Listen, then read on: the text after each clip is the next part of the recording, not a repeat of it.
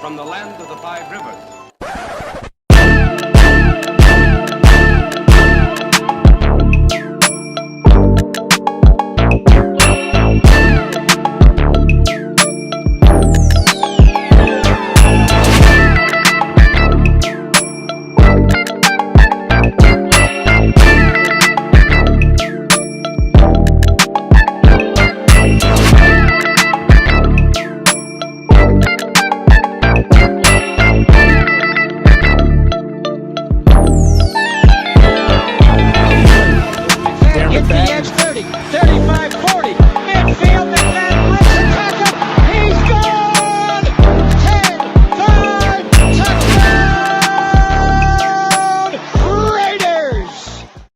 Years ago, when we came to Los Angeles, I really believed that the greatness of the Raiders would be in its future.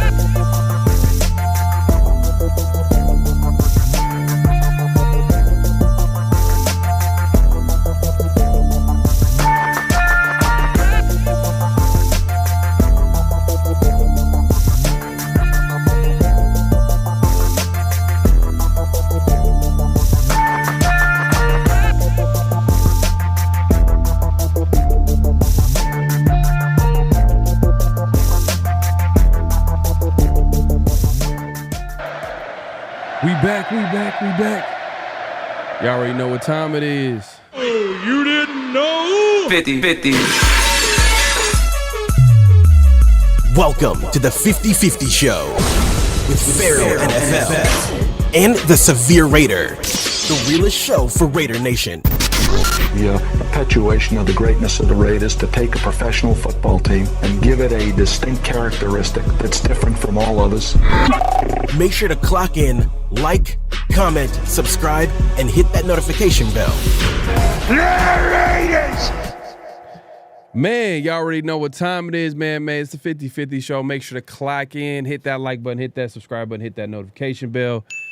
Hey, man, we're going live on both our channels, so if you haven't already, make sure to clock in and subscribe to my guy Severe, as you can see on the screen. Obviously, myself, PharoahNFL.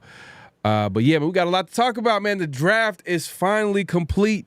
They got all the players from, obviously there are 11 picks in the draft class, and then also, the undrafted free agents. We'll get into that. And it's Severe. We'll get into the conversation, the biggest losers and winners based off the results of the draft class. Is that how you worded it, Severe, earlier? Yeah. Yeah, and we'll get into that conversation, as well as who we should probably. Hey, look, we didn't. It's hard to address every need in the draft class, let alone the offseason. So maybe the Raiders, they have plenty of cap space. I believe they have around. I'll double check with Spot Track, about $40 million on Spot Track. If I'm wrong, we'll double check it. But they have some money to spend if they need to maybe grab a veteran to shore up some spots, maybe to add some competition. We'll get into all that conversation, but we got to salute the night crew. We see y'all pulling up, man. We appreciate everybody pulling up, man. My guy Yaya Hatamaki, man, he says, salute. 50-50 is worth the wait, man. Hey, man, I appreciate that, man. Hey, one of our day one supporters, man. Appreciate you coming through and supporting the show.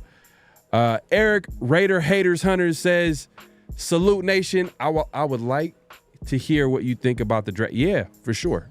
We're all going to talk about it. We're all going to have a conversation about the draft. I'm sure y'all already had it before, but we haven't. Be honest with you, I haven't really had a chance to talk to Raider Nation, and this is my time where I get to talk to y'all as well as Severe and everybody else.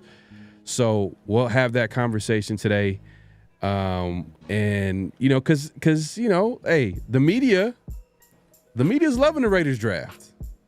The media is loving, but we're gonna give it you our honest takes, what we think. Yeah. What we think. We'll get into that.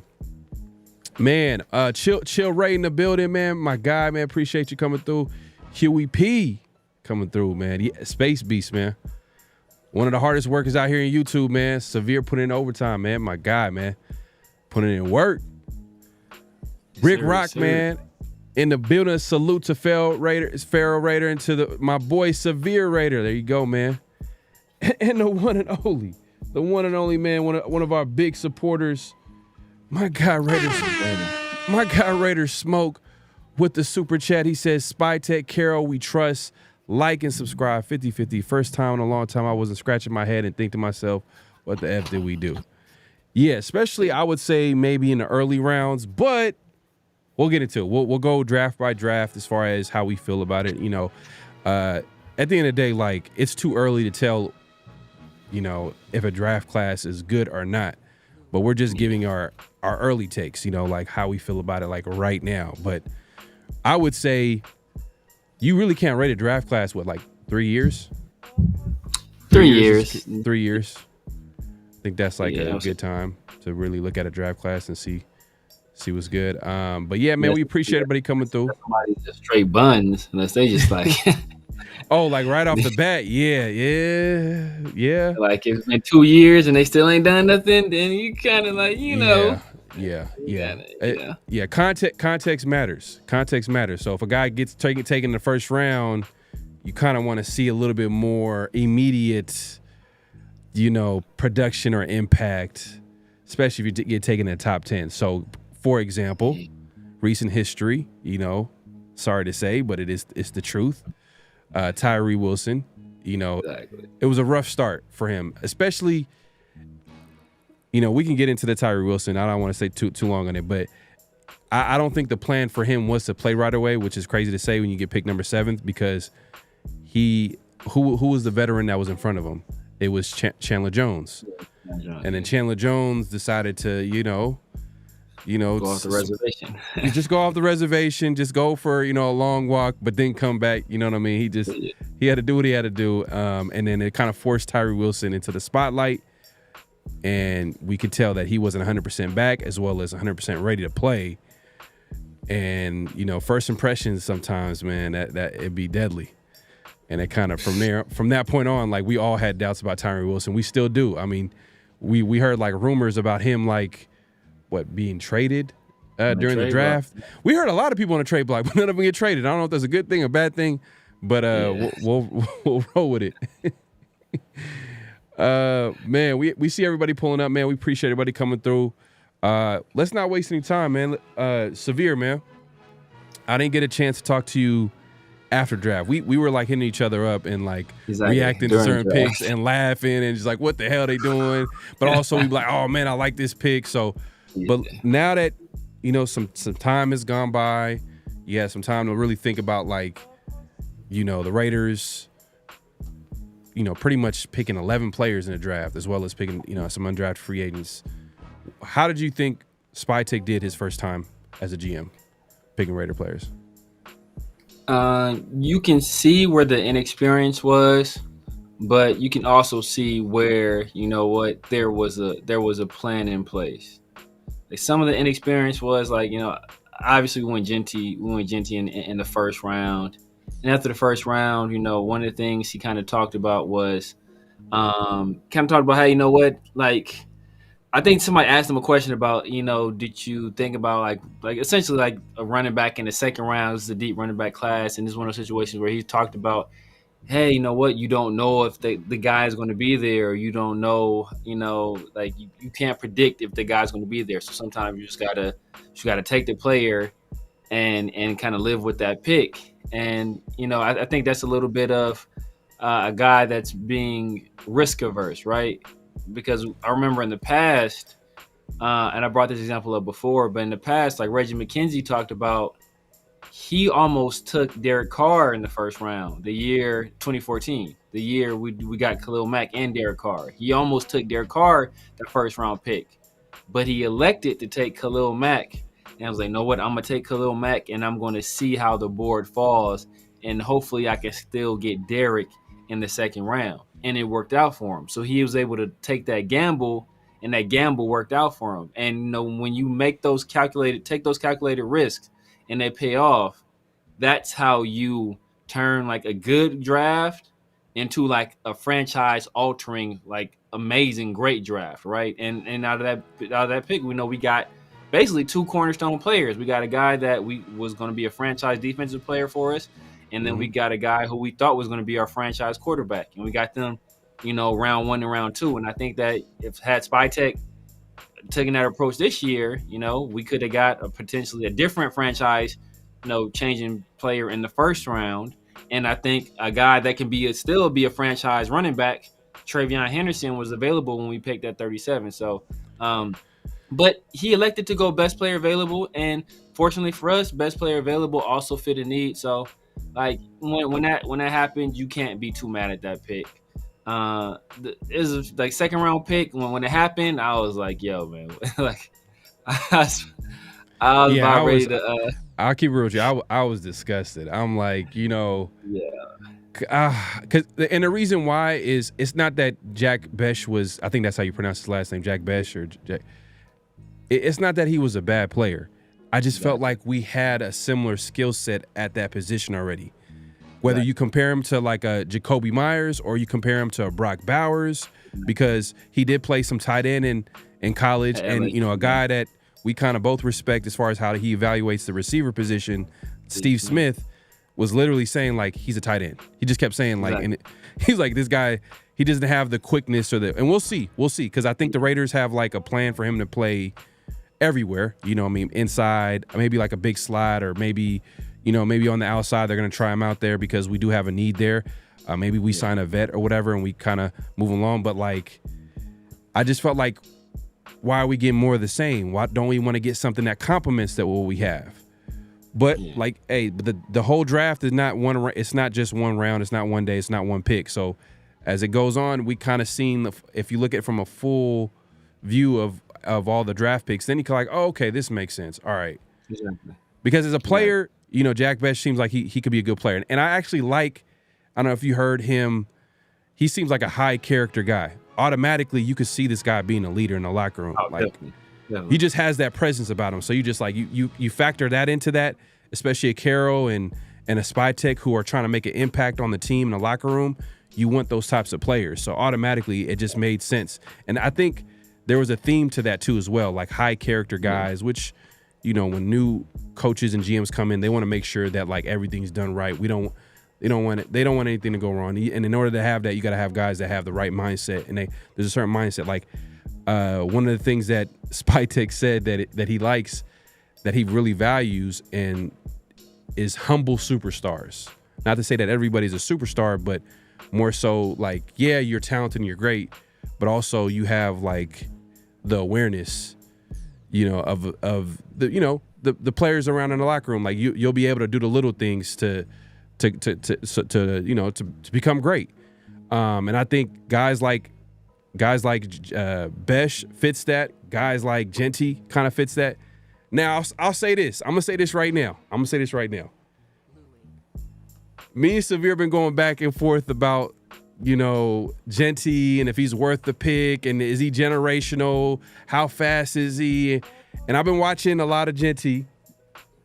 Not that I wasn't watching him before, but I was watching a little bit more because obviously he's a Raiders now. Like want to see. Look, I got Raider PTSD. I do have Raider PTSD. And he broke a lot of tackles at Boise State. A lot. And I'm like, is that going to work in the NFL where everybody's a premier athlete? Like, is he going to be able to have? But I'm going to be cautiously optimistic because there's a lot of people who are they're experts who play the game. They all rate Genty as the best back to come out.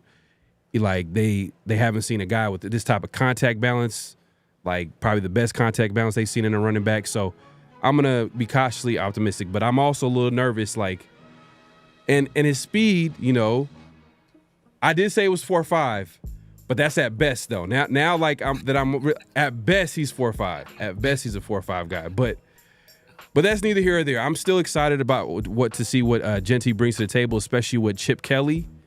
What he can do, especially with the run game. Yeah. And I know you mentioned Henderson. I know Henderson is your guy. I know he's your guy. Yeah. And I was leaning towards the Henderson. I'm like, oh man, that would be nice, explosive option at running back. Like, and the fact that he's versatile and he's that skilled. But what was the guarantee that we were gonna get him? You notice a lot of the players that were linked to the Raiders, they kept getting picked ahead of the Raiders. Guess what happened? I think one of the players that was linked to the Raiders in the second round was Jaden Higgins, wide receiver. Yeah. Where does he go? Texans end up taking him. Did they trade up? They might have traded up to get him. I think they traded up to get him. I think. Right. They trade up. Yeah, they trade. Nah. I think they traded back out of the first round. That's how they picked up that extra pick. I want to say. I don't think they picked in the first round. And they traded back. I think then they traded up. Then they traded up with us. No, we traded down. We traded down with the Dolphins. Okay. Then the Dolphins used the Texans pick that they got then to trade up with us. Then possibly. I want to say that's what it was. Okay. Yeah. The Dolphins was the original. We traded back twice. We traded back twice. The Dolphins was the first team. The second team. Man, shout out to everybody pulling up, man. If y'all could jog my memory out, but there was a second team there was a second trade down, and I'm sure what had happened when Will Johnson was on the board, and then the Cardinals end up picking Will Johnson, and then the Raiders trade down. So it's like I don't think that was by chance. I think the Raiders were probably going to look to maybe add a Will Johnson at that point. For sure. The first trade down, I think they really wanted to do that. Possibly you can make a case that like they really needed the picks. I know Spytek said that when they talked about it, but I mean, Jaden Higgins was on the board, and that's a starting outside receiver possibly for this team. Yeah, I'm sure they probably would have really considered that, but we'll never know. We'll never know. I think they trade down. But now going back to Jack Besh, let's start there. Yes, obviously I was initially disgusted, but as the draft went on, I felt a little bit better. As I hear Jack Besh talk about, just seeing like the interviews and seeing him represent himself, I kind of grew to like it. I could see the versatility. And Chip Kelly, he's a creative guy. We'll just say that. He's a creative guy. So we'll see how that's going to work out. But let's start there. So we're at Jack Besh, and you weren't too big on it, right? No, I was not too big on it at all. I was not too big on it at all. For the same reason, for the same thing you spoke about. It's not as if he was going to be, all right, we needed a guy to play X or Z, right? And he's not a guy that can play. I don't feel he could play either one of those in the NFL. So picking him in that round, like I didn't think, in my opinion, he wasn't a second round guy. Oh yeah, bro. I saw that. I was like, bro. It was a few guys, bro. It was Trey Tucker talking about come in, compete. Like, it's all dudes that might not make the team. The only people that's for sure that they had talking about giving rookies advice that was going to make the team was Adam Butler and AJ Cole. Everybody else was like, y'all might not be here. These rookies might come in here and snatch your jobs, bro. Trey Tucker, you on notice, bro. So I was like, hey, what was you giving dudes advice for, bro? You need to you be in your playbook. Facts. Trey Tucker is some serious trouble. So, right. But back to the draft. So, I saw Jack Besh. I was like, bro, if you drafting this dude to be an outside receiver, bro, this is nasty. This is disgusting. Like, this is like this is a wasted pick. First of all, I think in my opinion we kind of reached for him. I didn't view him as a second round pick. I know a lot of people did. I viewed him more of a third round guy. So I didn't like that pick initially. But then, hey, you know what? Things start picking up. We picked up Darian Porter, who was a guy Pharaoh had told me about. He had told me to look at in the second. You told me to look at him in possibly the second round.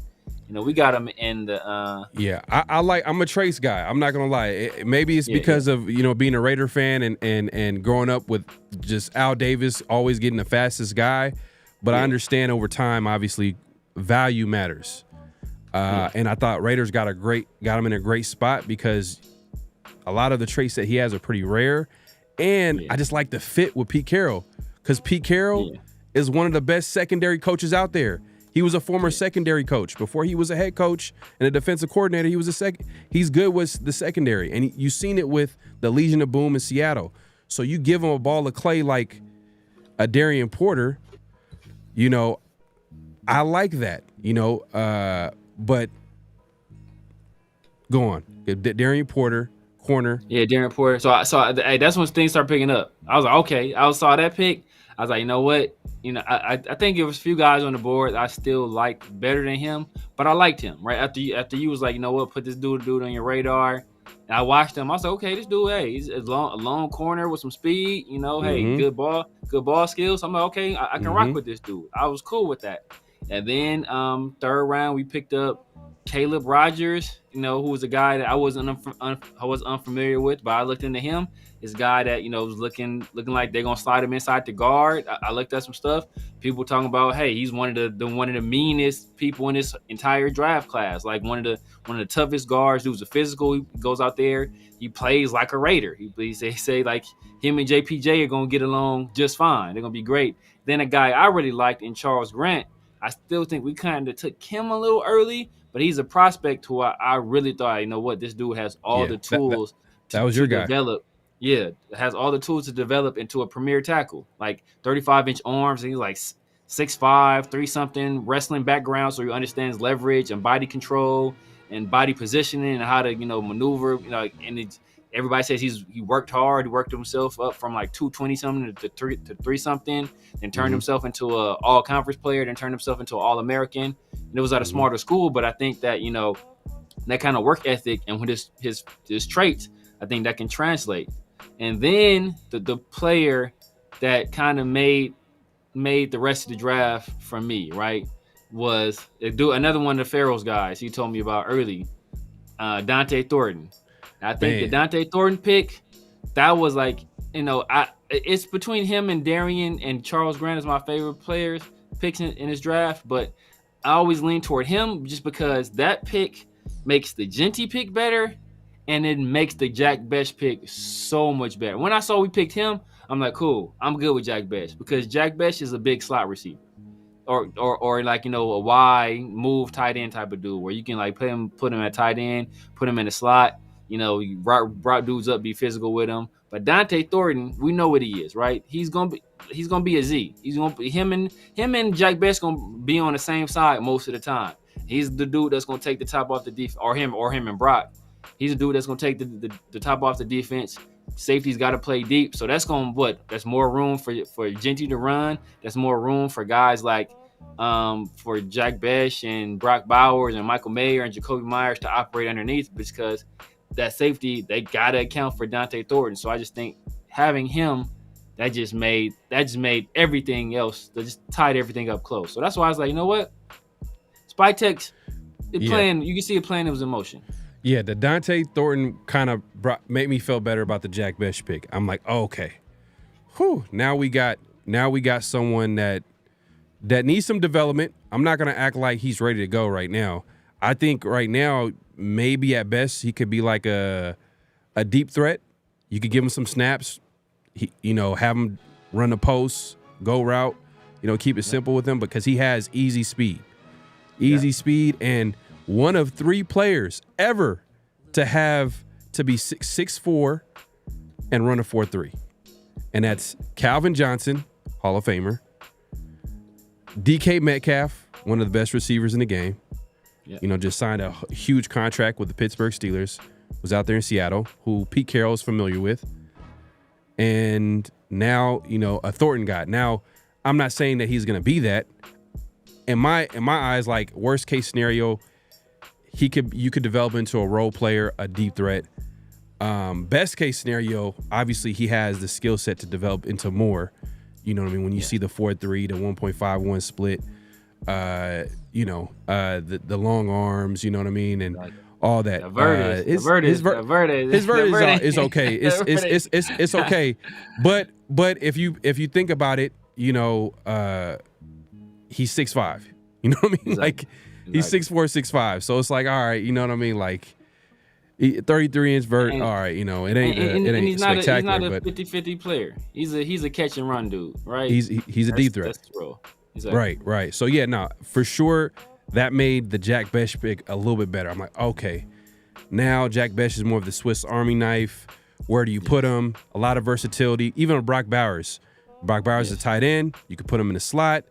I'm not sure if you're gonna put him out the outside, but he's that talented. Maybe, you never know, where they can move around. Same thing with Jacoby Myers. If you hear Spy Tech talk about Jacoby Myers the other day, he literally was saying that Jacoby's the slot, which I thought was interesting. I know that we were like thinking like Jack Bech is the big slot, but he called Jacoby a slot. I was like, oh, okay. You didn't say that by accident. So I'm like, all right. So maybe he's the guy, and maybe it has something to do with Jacoby being a really good blocker, and maybe Possibly. Chip Jack Kelly Bech is a good blocker too, though. Jack Bech is a good blocker too, though. So maybe that's part of what the Raiders are trying to do on offense. Everybody got versatility. You can move around. Yeah. Even a Dante Thornton is a good blocker. He's a solid blocker. You know what I mean? That's something that if you see the call, y'all should check out like some of these rookie calls on the Raiders social media, where you could see them, obviously reacting to getting called by Spy Tech and Pete Carroll. And Pete Carroll was speaking to Dante Thornton to congratulate him and say that, you're getting picked by the Raiders. And one of the things he mentioned was like, man, we seen you in Oregon and we seen you blocking. That's one of the things that we seen that like we really like. We love your speed and all that type of stuff, but we seen you blocking over there. So I'm sure they can envision him, putting him out there, and because they value blocking. I mean, if you're gonna run the football, the receivers better block. Everybody got to block. Yeah. The tight ends got to block. Our O-line, everybody got to block. Everybody got to block. So I like the Thornton pick. It's a boomer bust pick. I think this draft is there's the safe picks. I think the first couple rounds you could probably argue they're safe, based off like how a lot of people feel about those picks. The Jack Bech, everybody feels like he's a solid pick. The guy Genty. Everybody thought like he's a great player, running back. He's a running back. So do you want to take him top 10? That's the argument. Exactly. But as a player, everybody thinks he's going to be a good player. Yeah. But after that, it's a lot of boomer bust a little bit. You can see a little bit in some of these picks. But yeah, go back to Thornton. So you're a big fan of the Thornton pick. Yeah, man, the Thornton pick, like I said, it kind of tied to like. It made me feel better about the Jack Bech pick. So I was the Jack Bech pick, like that one. I was like, oh, like why? Why? It didn't make no sense. But after we picked up Thornton, I was like, all right, you kind of tie these two picks together. It makes sense to me. And then after that, I think we reached again. We went Tonka Hemingway, and that's another guy. I was like, there's two tackles on the D tackles on the board. I had above him. And one we actually ended up getting was J.J. Pegues. The other one was Aeneas Peebles. I liked both of them better than Tonka Hemingway, but you know what? We went Tonka Hemingway. I guess the staff saw something in him that they valued above the other two guys. I don't know what, but they saw something in him that they valued above the other guys. So you know what? That's where they went. Then I think after that, where did we go after that? Did we go Tommy Mellott and Cam Miller? Then we went Tommy Mellott and Cam Miller. So it was the fourth round. We didn't have any fifth round picks because what happened was when we traded with Miami, we traded our fifth round slot for Miami's fourth round slot. So they traded spots. So what it looked like at the end of it, it looked like we had two third round picks. Two fourth. Yeah, two. I think we said 2 and a fourth, 2 or 3. Was it 3 and a third? 3 and a third, 2 and a fourth, 3 and a third, 2 and a fourth. 3 and a 6th. Yeah, no so fifth.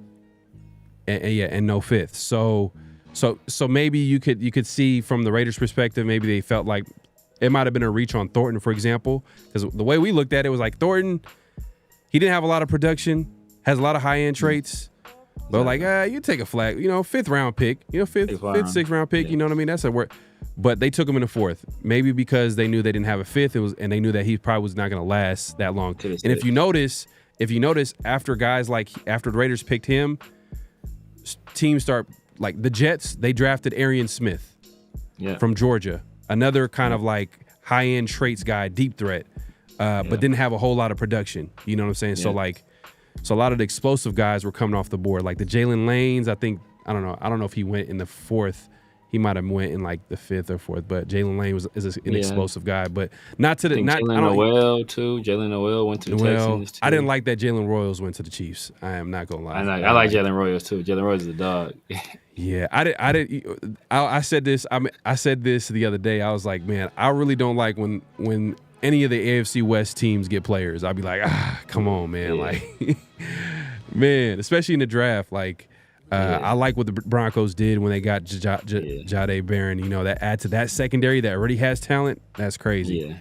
You give Harbaugh a running back. I don't like that. But even the Chiefs, they I know we talking about the AFC West, so it's relevant. The Chiefs, I felt like had a solid draft. From you getting your guy out of Ohio State. Yeah, Josh Simmons. If he comes back 100% healthy, man, they got a left tackle for years. Sure. Yeah. Then they got another guy. Yeah, they got Jalen Royals. Yeah. So him and Jalen Royals is 2 good picks right there. Yeah. Hemingway. They got a D tackle. I'm forgetting his name. A lot of people like Noel Williams from Cal.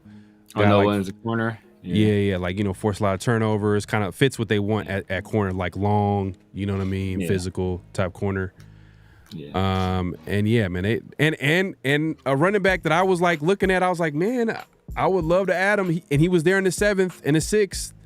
And I was like, man, the Raiders, they end up going a different direction, but Brashard Smith. Yeah. You know what South I mean? Carolina. Former receiver turned running back. He's not South Carolina. Where is he? That's I think Raheem Sanders. I think Raheem Sanders is South Carolina. Where's Brashard Smith from? Oh man. But he was a former receiver turned running back. Shifty, obviously can catch out the backfield. Be a weapon. I'm like, man, he could be a weapon in this. Look, when you're the worst, real to use him. When the Raiders were the worst running team in the NFL, like I'm thinking we're gonna revamp. We were talking so much about how the Raiders should double up at running back, but I guess everything gets thrown out the window when you spend a 1st round pick on a running back. So I guess it is what it is. You got Genty, so it's like, all right.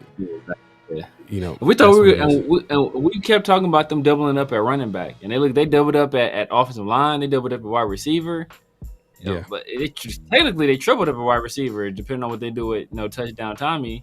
So it could be 3 wide receivers and only 1 running back. Well, which is ironic because that's not the direction we thought they'd go. So, so I think after Tonka Hemingway, it had to be JJ Pegues then, right? JJ Pegues. So Hemingway was the other guy. He was the other 4th round pick. That's 4th round pick, yes. So what happened was I think that they had like three 3rd round picks. 3, yeah. So Darren Porter, and then the 98 and 99 were Rodgers and Grant back to back. Exactly, and the first 4th rounder was Dante Thornton. So they went corner Darren Porter in the 3rd round, and then obviously at the end of the 3rd round, back to back with offensive line Caleb Rodgers and Charles Grant, and then after that Dante Thornton in the 4th, and then later at the end of the 4th. They were able to get Hemingway, who some people might say is a reach. He kind of fits what they want at D tackle, or Pete Carroll wants at D tackle, like undersized D tackle, got some pass rush. He's a tweener. Yeah. Kind of like the Quentin Jeffersons in the world, like the Solomon Thomas, like those types of pass rushers, those undersized, 3 techniques. under 300 pounds, that type of deal. So we'll see what the Raiders do. Do they like have him stay at D tackle? Do they turn him into a DN? Or they move him around, So that's just a guy they like, and that's kind of been a theme of the later round picks. They just went for guys that they like. They didn't care, no matter what. Yeah. Like they had a plan. It's a lot of boomer bust. But the next pick was a guy that you like, that you wanted at the spot that Hemingway went, and that was JJ Pegues, yeah. JJ Pegues, yeah. JJ Pegues is a dog too, man. He's a dude that's for his size, dude is athletic, twitchy, dude he's played, wildcat quarterback. He's played, I think he played at running back. He's like, he's done it all. He's a guy that I think like his conversion rate on first downs. I think one scout was saying like he was like 25 out of 26 attempts, something crazy like that. So like, dude is like, not only was he a weapon on offense, and on defense, he was a weapon on offense as well. He's a guy that, like I said, you look at his movement skills and his feet, his coordination for a guy that size. He's a guy that, he's a high level traits guy, and he's a guy that if you get him some good coaching, some better hand usage, some work on his pad level, he's a dude that can be a real force when you have that kind of movement ability at that size. So I just think that he's a guy that can really develop. And you get him with Robbie Leonard, man, like, we already know what Rob Leonard does with defensive linemen. So unless you're Tyreek, and what's crazy too, like in college they use him in short yardage. So, yeah, I'm saying he's like 25 out of 26 conversion attempts. So do you think Chip Kelly got something up his sleeve? You think he's probably gonna take advantage of that? Maybe, even though he has a Genty, a guy that was athletic enough to do short yardage. Yeah, I'm sure he will. I'm sure there'll be a package or something like that. I don't know if I doubt if it's something they'll do regularly. Because when you spend a first round pick on Genty, you better squeeze all the toothpaste out that tube you can. So you ain't gonna Yeah. So you got to get your money's worth. You got to get your values worth there. So I don't expect to be seeing a whole bunch of piggies doing that. But I'm sure there will be some packages with him out there, or it could be a situation where he also be used as a decoy. They know that they see the scouting report. They know, hey, no, this is something he's done in college. Let's throw him out there, and then you motion him out and put him at tight end and just have him block, and then you're running in with Genty or something like that. So I'm sure they'll use him in a multitude of ways, because like why not? Yeah. And then so then we no, go ahead. No, and then after that, this is where this goes beyond my expertise. Like the Raiders were like, this is where the scouts did a lot of digging, did a lot of research. They went for a guy like I think Milan, and former quarterback who they project to be possibly a guy that can turn into maybe a slot receiver, kind of like a Swiss Army knife, where they can, because he's super athletic, 40-inch vert, 4.3 speed. He's like 5'10", 5'11", but he hits every like other trait. Like you're like, damn, this guy's explosive. That's another thing too. This draft has a lot of explosiveness, which we've been talking about what the Raiders offense needs is they need that. My dog Reggie. Shout out to my dog Reggie. Man, shout out to Reggie, man. Appreciate you coming through. But yeah, man. So yeah, Cam Miller, quarterback, who they project to be a quarterback. Another FCS guy. Yeah. I'm not gonna lie. When those picks happen, I was like, I don't know what these picks are, but hey, the Raiders, they're 6th-round picks. At the end of the day, you hope to hit on them, but it's like kind of like you're just trying to see what sticks. Yeah. See, I never watched Tommy Millett. I had seen Cam Miller before, because I saw the game when North Dakota State played Colorado. I was like, okay, this dude was pretty solid. But touching on Tommy, I mean, he's a dude, a Swiss Army knife. I've heard him basically compared to like a small or mini Taysom Hill type of dude. So I think he's a guy that they're going to utilize. And when you got an offensive coordinator like Chip Kelly, you got an athlete like that with that kind of versatility, I think you find a way to use him. Now, I don't know what his hands are like because he was quarterback, everything I've seen him play, but I see what kind of speed he has, what kind of athleticism he has, what kind of movement skills he has. So I think that they'll try to figure out a way to do something with him. Cam Miller pick, that's a pick I don't like. I just, dude has moxie. He was a damn good FCS quarterback. But he just lacks the arm talent. I think he's only 6'1". He is a guy that does have some athleticism though for the quarterback position. So trend you noticed is that they've been targeting quarterbacks that have athleticism. So what does that say about a certain quarterback on our roster? I don't want to make no assumptions, but just about all the quarterbacks they've taken or they've been looking at to have some kind of athleticism, whether it be Geno, they tried to trade for Joe Milton, and they picked up Cam Miller.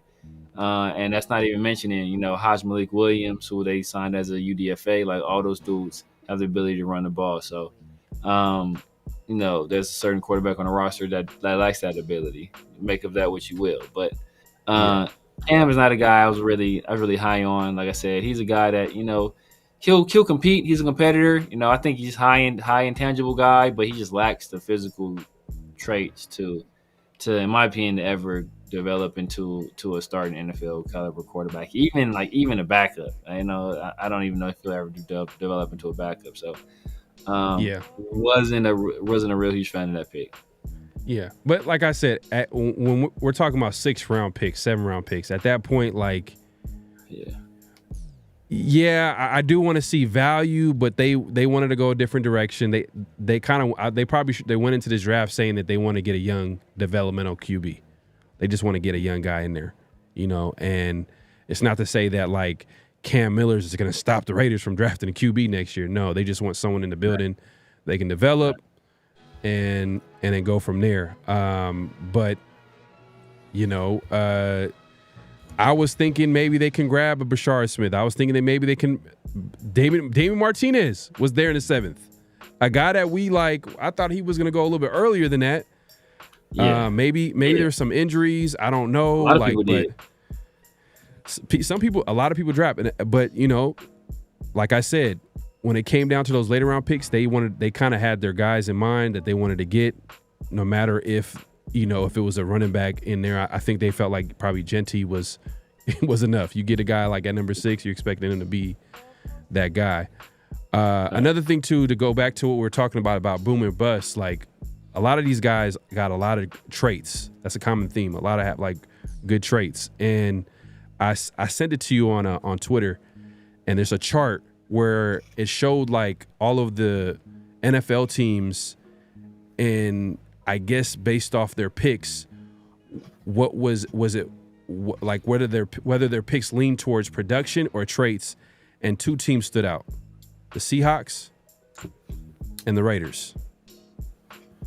So the Raiders they wanted to go in here. They want to get bigger, faster, stronger. They were going after guys that like they seem pretty confident. Like they're pretty confident about how they're going to be coaching up these guys. Pretty much, they're going to be dependent because a lot of these guys need development. Like Dante Thornton.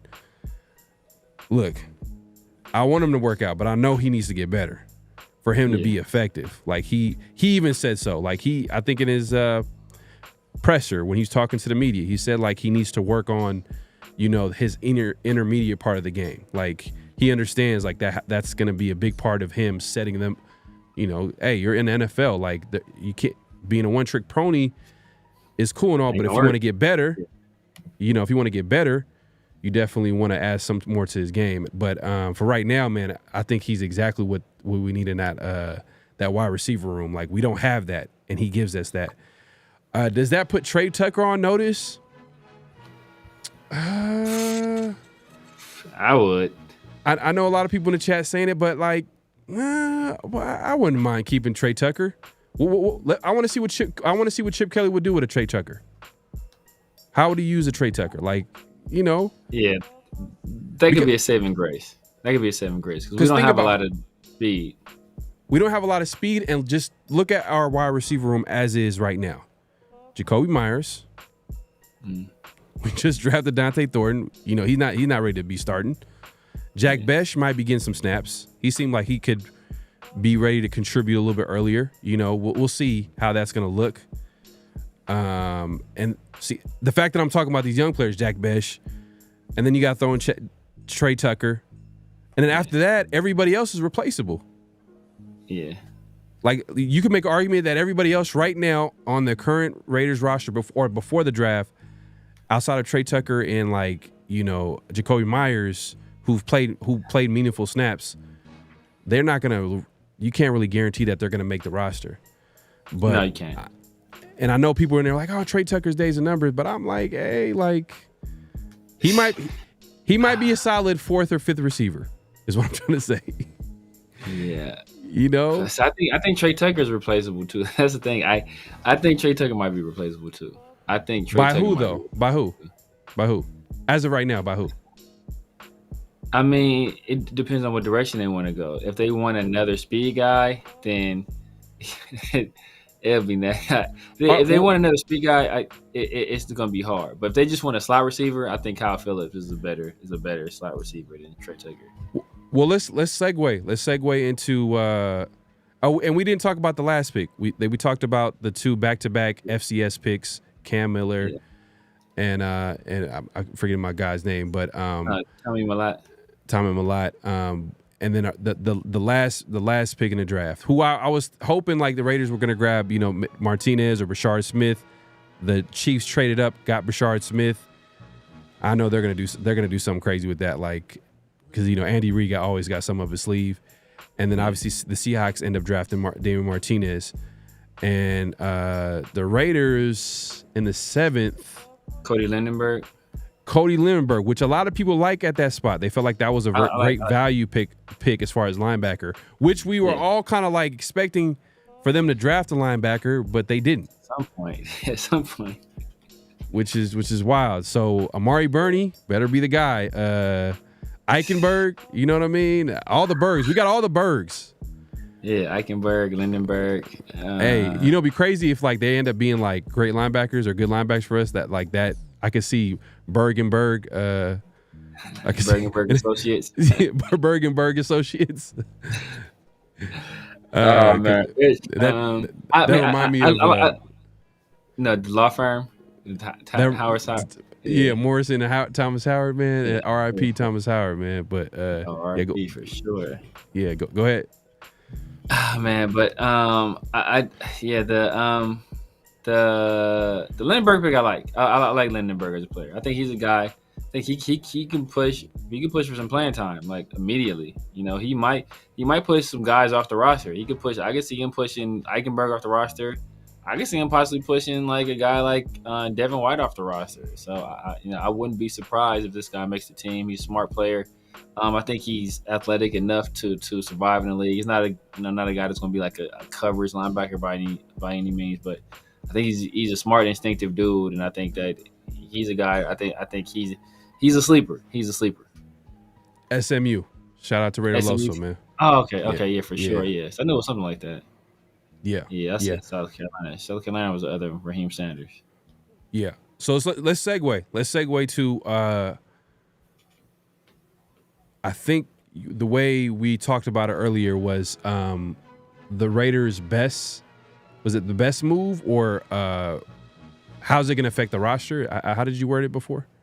As far as well, I was thinking like winners and losers for people that are on the current roster right now. Yeah, people are on the current roster right now. Hey, that's a good topic. So win or lose, I think a lot of people got Trey Tucker. That's why I wanted to bring it up. It was a good segue because we're talking about Trey Tucker. I think a lot of people are saying Trey Tucker is a big loser here because of Jack Besh and Dante Thornton. But that's still like altogether. I'm sure they believe in Jacoby Myers being a starter. So that's 3 receivers. Yeah. The Raiders do need a 4th receiver and maybe a 5th receiver. So I'm just saying. Yeah. But I don't really agree 100%. But go ahead. I will say because it depends though, because you got to think about it like this: if the Raiders want to go a lot of 12 personnel, then you got Brock Bowers, Michael Mayer, Justin Shorter. Well, I think that he's a guy that's a converted wide receiver, 2 tight end, And he had some at the tight end position. He had some juice. As a wide receiver, he was like not as you wouldn't consider him an athletic receiver, but as a tight end, he's an athletic tight end. So he's got if they want to do a lot of 12 personnel, which Ohio State did a lot of, then you maybe don't need to carry as many wide receivers, right? So in that situation, you go with a guy like obviously Jacoby, Dante Thornton, Jack Besh. You possibly can get away with just having Kyle Phillips, who was a guy that played for Chip Kelly before, who understands the system, knows how to operate in the system, and he's a very good blocker. And Trey Tucker is a pretty good blocker too. So I don't want to take that away. Even though he's not the biggest guy, he's a very willing and he's a good blocker for his size. So he does do that. But Kyle Phillips already knows the system. He's a good route runner, great hands. So he doesn't offer the same speed that Trey Tucker has, but he's a much more precise player. And that's one thing about you playing with a guy like Geno. Like you want to be where Geno thinks you're going to be at. So and the Chip Kelly offense too. You want to be where Chip Kelly kind of tells you to be at. There's more freedom in his offense than there is. Let's say how Gruden tried to kind of put the reins in on Renfro early on until he finally just threw up his hands and let Renfro do his thing, and then Renfro started cooking. Now, Kyle Phillips is the same kind of guy where you got to give him a little bit of freedom, but he's a really good route runner. So if they want to go that route, that could mean the end for Trey Tucker. So I will put Trey Tucker as loser. Obviously, the entire running back room, all y'all some losers. All y'all some losers. But there's losers before the draft though, so. That don't matter. They was losing before the draft. Well, I'll throw in someone. I'll throw in there too. Michael Mayer. I think he could be a big loser in this because, from a standpoint, the Raiders do need a tight end, and he kind of feel because they did lose Harrison Bryant, and Michael Mayer has kind of developed himself into a solid blocker at tight end. He wasn't like that to begin with, but I think he developed into that. So that maybe that might be his role. But from a production standpoint and a target standpoint, a guy that's coming from Notre Dame and being a premier pass catcher at tight end, and now they drafted a year later to draft back Bowers at tight end. That takes away his shine at that spot. And then you got and then they're drafting all these guys and they're running the foot. It's just Michael Mayer is probably going to be the forgotten man in this offense. Yeah. Maybe Chip Kelly figures it out. Maybe that's why we heard that his name in trade rumors, because maybe Chip Kelly was like, I don't know what to do with this guy. Like only so many targets. It's just only so many targets, and the Raiders might be like, you know what, we can get some value for this guy, but it hasn't happened yet. So maybe there wasn't really a trade market for him, especially because he missed like the majority of last season. So I would say a big loser is Michael Mayer because I think he might be the forgotten man in all of this. But maybe Chip Kelly figures out a way to we finally see that 12 personnel.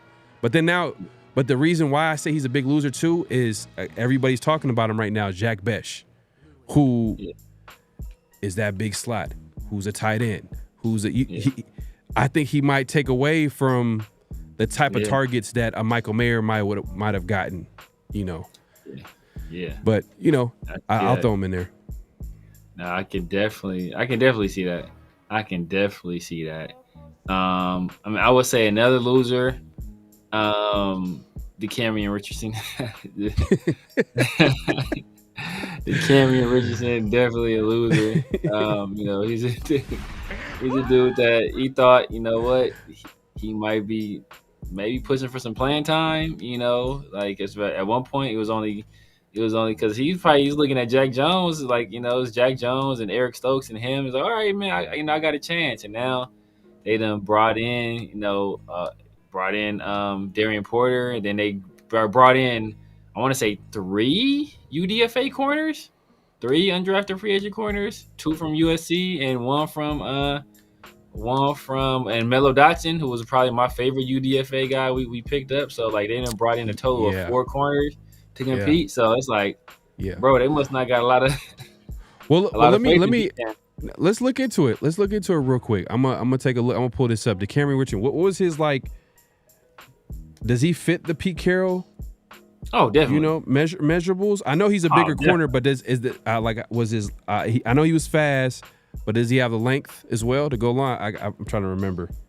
I'm pretty sure he does. I'm pretty sure he does. But like, he ain't got no. I know what I don't know about his arms because the way his neck is shaped and his shoulder, the neck shoulder proportion is like not. It's like. Okay. So he has 32 and 3/8-inch arms. So he's 6'2". Okay, he has long arms then. 188 when he came out the draft. I'm sure he's probably a little bit heavier now. NFL offseason program. When I did him justice, he ran a 4.34. Damn, 1.48 10-yard split. God, Flying. 35-inch vertical, solid. Yeah. He is. Hey man, I don't want to throw in, but like I'm not gonna act like I'm the expert, but some people call him stiff, a little stiff. Yeah. So he does have the athletic profile where you're like, oh damn, like he did this, but and at corner where you got to change directions. These receivers are like super athletic, especially the receivers nowadays. You got all these small receivers in the NFL. You got to be able to change direction on a dime, and that might be his downfall. A guy like Darian Porter, which is interesting at his size, compared to Tariq Woolen, who that might be a weakness for him. Yeah. He's not as stiff.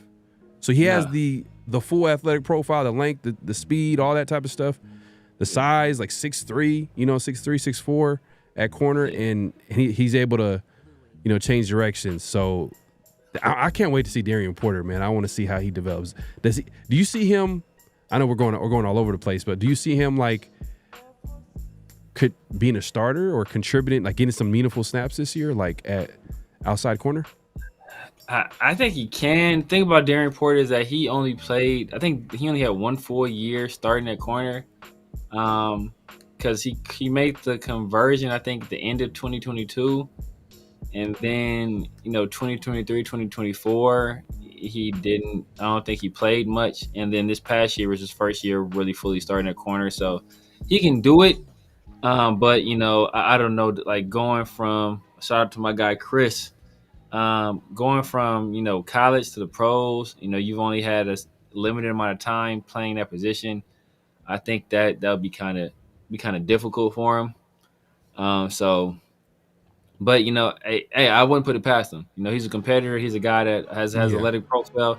He's one thing we talked about, and now it's a little bit more of a benefit was I pointed out, I think when you told me about it, I pointed out he's 24 years old, but he's mature already, right? He's physically mature, so he's a guy that I think he'll understand the responsibility and understand the role that he'll be entrusted with, and he'll maybe take it a little bit more seriously than maybe a younger guy would have. So that the maturity might play to his advantage in terms of possibly starting, because like Lord knows we need a for sure outside starter out there, because right now it's out of DCam and Eric Stokes, and I don't know how much faith they have in either one of those guys being day one starters. So like I said, I think DCam might be on the hot just because of for a sheer number of corners we looked at. Like like I said, four total. It's like wow. Plus the guys we signed, and Lonnie Johnson and Eric Stokes when he was already here. And another thing too, I want to add this because I think this might get lost into what we're saying. We're not saying they're losers and they're gonna get kicked off the team, they're gonna be cut or whatever. We're just saying that right now it looks like they're gonna have an uphill battle. But in reality, what does Pete Carroll preach? He talks about competition. Yeah. So this is feeding into the competition, is adding more talent at certain positions and letting the best players rise to the top. So a guy like Darian Porter, he needs some development for sure. But isn't that what they said about Tariq Woolen? He was drafted in the 4th round. He had all the crazy physical measurables, but no one expected him to contribute year one. Right. And then the rest is history. He had a really good rookie year. Not to say that Darian Porter is going to come out the bat and and shock the world and be the best corner in the NFL, but we'll see. I mean, Pete Carroll, he's done his magic before, man. Like Richard Sherman was drafted in the 5th round, so he knows how to develop these later round, later round cornerbacks that have different, crazy physical. I don't think Richard Sherman wasn't that fast. I don't think Richard Sherman was that fast, But he had the size, the length. You know, he fit the Pete Carroll type of corner. But we'll see what the Cameron Richardson. He might end up being one of the best guys in training camp, just because he responded to the challenge of all these players competing against him. So so we'll see, because he got it. I mean, I know we said he's a little bit, you know, he might be a little stiff or whatever. I don't know how that's going to work out, but hey, the Raiders, it's not like they're going to be playing man-to-man coverage every play. Like they're going to play a lot of zone. Exactly. So, but you know what's interesting though? Like, does Patrick Graham have a say in any of these picks? I don't know. It's kind of weird, because we've kind of like, he's kind of the forgotten man in all of this. Like, he's the defensive coordinator. He's been here for like at least 4 years straight. And all we've been talking about is Pete Carroll is getting his guys corner. Like, you know, a lot of the Patrick Graham guys didn't really come back. You know, some of the Trayvon Morrigs, and obviously the Spillanes. You know, Devon Diablo, whether we like it or not, he was a guy that was here that when Patrick Graham was coaching here. But my point is that, like, it just feels like Pete Carroll is taking full control of who's going to play on that defense, and Patrick Graham is just going to call it based off what he has. So that's going to be interesting to see, and that transition of, like, because, you know, Patrick Graham, I'm sure, has his idea of how defense should be played. I don't know. You think there might be a clash between a Patrick Graham and a Pete Carroll? No, because Patrick Graham seems like he's a guy that's been adaptable. So I don't think he's too rigid in what his scheme is going to be. You know, he's been a guy that's been a position coach before. So I'm sure he's had some things he likes, you know, some things that are non-negotiables. But I'm sure there's also some other things that are more flexible. And I'm sure it's likewise with Pete Carroll, where there's some things like, you know what, these kind of things are non-negotiable. These things I'm more flexible on. At the end of the day, Pete Carroll is the head coach. So, you know, you kind of gotta run what he wants to run. But I'm sure he gives, you know, a whole bunch of freedom and autonomy to Patrick Graham to kind of do his thing. So I'm sure he has some freedom. But in terms of input, I'm sure they come to him and ask him questions, but I don't think he has any like full say on it. My guy, Raiders Allegiance in the building, man. Loon, he says Lindenberg, Iceberg, Pittsburgh, Lakers in 5. It's about to boy, be it ain't Lakers in 5 right now. Yeah. They might have to push it to 7. It might be Lakers in 7 if they really want to win it. If they want to win, it might be Minnesota in 5. To be honest with you. But the Warriors handling business. You know what I mean? They taking care of business. I told you, experience will prevail. A team like Houston Rockets, they might be younger and more talented, but they never. Talented. But it's the playoffs is a whole different ball game, man.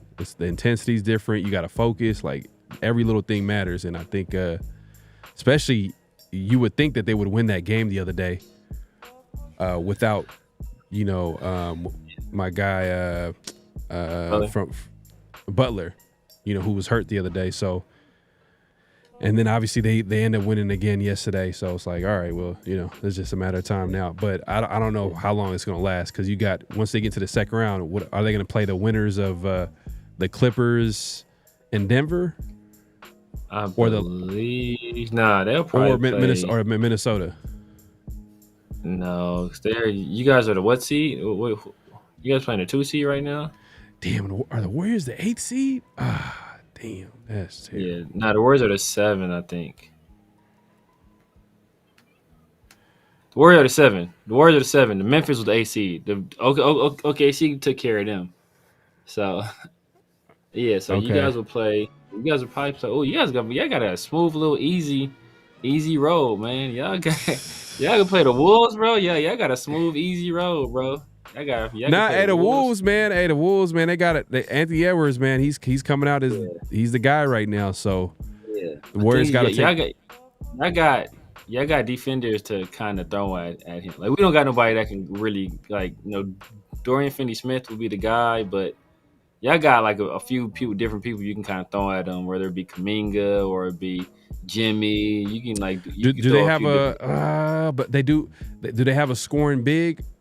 I guess Draymond can match up with Randall. Randall would be the only one. but he's not like overly like big. Nas Reed too. Nas Reed, he's more of like he shoots a lot. He doesn't really like take it down low a lot. So, and Gobert's not really that big of a scoring threat. I don't know what his name is on the Minnesota Timberwolves. He got a weird form when he shoots, but he was stroking it from all like man. Pause, but he was basically like killing the team, the Lakers the other day. Had long hair. What's his name? Damn. Was it Nas Reed? It might have been Nas big Reed. Big man, black dude. He could shoot. Nas Reed. Man, he was coming up big for them, man. He was coming up big for them, and I'm not gonna lie, West Ham cannot play no defense. Luka cannot play no defense. Luka does not play a lick of defense. Any defense. LeBron is he could only do so much, man. He's 40 years old, man. 40, like that's in basketball, that's ancient, and he's still playing like he's tired. Exactly, man. But yeah, we talking about basketball. But let's move it along, man. We talked about a lot of the losers. I kind of implied maybe Patrick Graham might be a loser in this because he doesn't have a lot of say into who the players are coming in, and a lot of pressure is going to be on him to put out a good defense next year, which I'm sure he can. I mean, the guy's creative. Like he's been able to like kind of work with what he's got and put out a pretty solid product on the football field. Let's talk about the winners. Yeah. Talked about the losers. Let's talk about the winners. I think a big winner in this is Geno Smith. Yeah, the biggest winner. The biggest winner. Geno Smith got to be a huge winner because now Genty with the first pick, man, before he came to the team, we had the worst running game, and he was like, who's back here? I mean, is Cecile McCormick, he's never healthy. Zamir White, like that was our running back room. And then the Dylan Lobbies of the world, they're still on the team. Like now you add a Genty. They had a Mostert in free agency. Now there's obviously there's a running game there. I mean, the Raiders got to go out there and prove it. First and foremost, it's not, but there's some talent there. So that you go there. Then they grab a wide receiver in the second. Then they grab another wide receiver in the fourth. They grab a couple of offensive linemen. So a lot of focus on the offense and adding talent on the offense. So I think Geno kind of benefits a lot from that, especially because a quarterback needs talent around him in order for him to be successful. Yeah. I mean, if you look at 4 of our first 5 picks were offense, Genty, Besh. Devin White might be a big winner. I'll throw him. Devin White was a big winner too. Yeah, I was gonna put Devin White and low-key Tom Eichenberg. Two of the people I hate the most on this team are big winners because we didn't take no linebackers worth a damn. I ain't know until late. So, but yeah, I mean, 4 of our first 5 picks, right? We got Ashton Genty, Jack Besh, then you got Rogers, and you got Grant, and then you want to go again, then you got Thornton. So 5 of our first 6 picks were offense. So like obviously, maybe you want to put Chip Kelly as a winner as well, right? You give him those kind of ingredients to kind of cook with, like Chip Kelly and Geno Smith, obviously clear winners. I think Colton Miller, low key winner, because I know there was some speculation we go tackle, possibly tackle real high in the draft, a guy that can maybe come in and start right now. Yeah, we don't. Speaking do of that. Colton, he's back. Voluntary. He was here. I think he showed up to voluntary camp. So for all the talk that he didn't show up and all that, everything is, I'm sure, going smoothly as far as the contract negotiations. And I'm sure they probably told him to show up and we'll take care of everything else. And we'll probably hear something soon as far as a contract extension. I mean, they got to. Like, they have no other choice. Like, it's not like left tackles growing trees, and the Raiders didn't really necessarily go and draft a left tackle in the first round, which could have happened, but they didn't. They went a different route, but they didn't do that. So now, like, I think that puts a lot of, I guess you could say, pressure on the Raiders to sign Cole Miller, because left tackles, man, are important to the team. But Cole Miller's a big winner for sure. And then I know I said the entire running back room is kind of losers, but kind of not is Raheem Mostert, because like we have no other real, like, who is the other speed back we have on this roster. So if you want one in terms of speed guy, like, I know we kind of look. Even Zamir, guys like Zamir, all the other running backs, because how many running backs are they going to keep on the roster? I think they're going to keep about like 3 to 4. Three, maybe a fourth guy in a practice squad. So I think we've been talking about they need to grab a couple of running backs. So that kind of like almost made all the other guys kind of on notice, like, yeah, they're probably going to get cut. But since they only drafted Genty, then there is a chance the Zamir Whites of the world can make the team. The Sincere McCormick's can make the team. We'll see. Maybe. We'll see, man, because it's all about competition, right? If Pete Carroll holds true to that, and the coaching staff holds true to that, then it's whoever has the best off-season, training camp, preseason, all together, put it all in one, and then that's going to be the last guy on the depth chart. So guys like Zamir White, maybe a guy like Chip Kelly, who's quoted to say, like, you have a system, but you also need to tailor their system towards the player's strength. So you got to know what you have. So maybe that benefits a guy like Zamir White, who finished the season strong in 2023, but when 2024 happened, they had a completely different system, which didn't tailor. And the offensive line wasn't really playing well. It was a combination. It was a perfect storm, but yeah.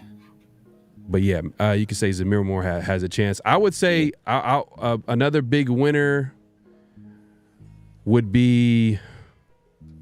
Man, I was just thinking about it too. We said Geno Smith. We said the offensive line. We said offensive line. Cole Miller, Chip Kelly, Brock Bowers. Yeah, I mean, yeah. It just solidifies. We kind of knew it. We already knew it, but now like this solidifies. He is the number one option. And nobody else. Everybody else is a role player. Everybody else is like secondary to Brock Bowers. Yeah. From the Jacoby Myers. Maybe there was an outside chance because, you mentioned like the Tetaroas, the T-Max. Maybe they come in there that might dip into his production a little bit right there. But that didn't happen. The Raiders went a different route. They went to get a guy that's more complimentary, a guy like Jack Besh. We'll see how that fits. But but it just solidifies that Brock Bowers is the number one option, and then it's everybody else. So, and some of the guys you could probably say that will complement him. A guy like I don't know if it's gonna happen right off the bat, but a Dante Thornton, that's gonna, if he can develop his game, add a little bit more improve his route running, maybe the intermediate part of the field. I'll say this about Dante Thornton: everybody loves the pick. I've been watching him a little bit, and I gotta watch a little bit more. It's not a lot, he didn't have a lot of production or whatever, but his hands, it's like almost like it's not natural. He's not like a natural pass. Yeah. But the thing is though, he tracks the ball well, like really well. Like that's the crazy thing. He tracks the ball well, but when he catches a ball, it just feels like he catches it with like his fingertips. Like it's just weird. like he's about to drop it. Like, come on, come on, man. Like a DB could just smack that ball out of his hands. I don't know. Like, am I tripping? Do you see the same thing? I kind of see what you mean. It's not a natural thing. But like classic. He's speed here guy. to. Oh yeah, for sure. He's here to just put stress on defenses. That's his thing. And he, like you said, he tracks the ball well. I haven't seen a lot of drops. I have to look at what his drop rate was. I didn't see a lot of drops, but just in terms of like a deep threat, like that's what he's here for. He's here to create space, and he's a guy that you have to account for him anytime he's out there. You have to account for him. Dylan Parham, low key. I mean, if you think Caleb Rogers. You think about Caleb Rogers as a guy. We already brought in Alex Kappa. Now we spend a third-round pick on a guy like Rogers, who they already said they kind of want to look at it as a guard. Dylan Parham could end up. I think just added competition alone. So I think it's not on the roster, but Spytek, man. I think Spytek I think he's a big winner just in terms of all the praise he's been getting from all over the LS ain't place. gonna let me slide, bro. He ain't gonna let me slide. Just seen that, man. But yeah, if you look at Spytek, all the praise he's been getting from all over the place. Definitely, I think like most people say, it's one of the best drafts I've seen. Most publications put it top 5, top 10 at the lowest. So he's been getting a lot of praise for this draft. So I think that for it being his first draft as the guy, as the GM of the team, not mad at it at all. Not mad at it at all. So I think he's a big winner, and if he continues to put drafts like this together, I think he'll have the Raiders on the right track. Yeah. So, outside of that, I guess you could also talk about the offensive line, a huge vote in confidence in them, and then the fact that like the guys that they're already there, like they kind of like feel like they can take that next step from the JPJs, from the Glaze. Obviously, they believe in Cole Miller. They're going to give him a contract. Alex Kappa, I don't know why, but but I maybe because even guys like Caleb Rogers and Grant, technically they're more long-term moves, not short-term moves. So because Grant for sure, Caleb Rogers, go ahead. Grant for sure. Caleb, I don't know about Caleb, but go ahead. Because they're gonna turn Caleb into a guard, right? Yeah. So if they're going to turn him to a guard, that's going to probably take maybe an off season or two for him to really establish himself at that position, right? I think he played some guard at Texas Tech, if I'm not mistaken. I want to say he played guard at Texas Tech. I think he played some guard at Texas Tech, if I recall correctly. But I don't think it'll take that long. I honestly don't think it'll take that long. I think he can get it. I think he can get it done. LS says Myers is another winner. I think he's probably talking about Jacoby Myers. Yeah. I kind of like he's probably like the number 2 guy. Like he kind of slipped. Like he's like behind Brock. Brian Brock. Like it's no question about it. Number one receiver for sure. Yeah, but you never know. Jack Besh might come in there, and you never know. Jack Besh is kind of like the wild card. I think Jack Besh is gonna be one of those guys. Like I'm gonna like him over time. Yeah, like what he brings to the table, because obviously his skill set. I'm like, we already have a little bit of that, but then the more you hear him talk, you see the value in him. Like oh, okay. And Chip Kelly is the biggest wild card, because he's gonna be the one that's gonna have to like figure out an offense and like make it work, because that's what's really gonna make it work. To be honest with you, so I don't be going for the talk no more, man.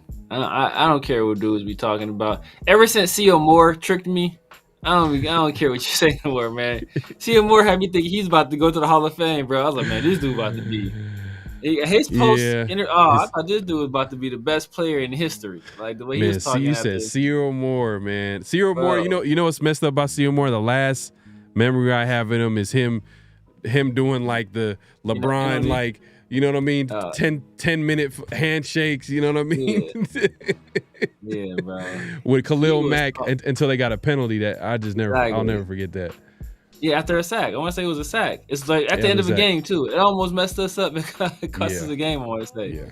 So, but he had me thinking like he was about to be the great. Like you listen to his like especially after he got drafted, what he was talking.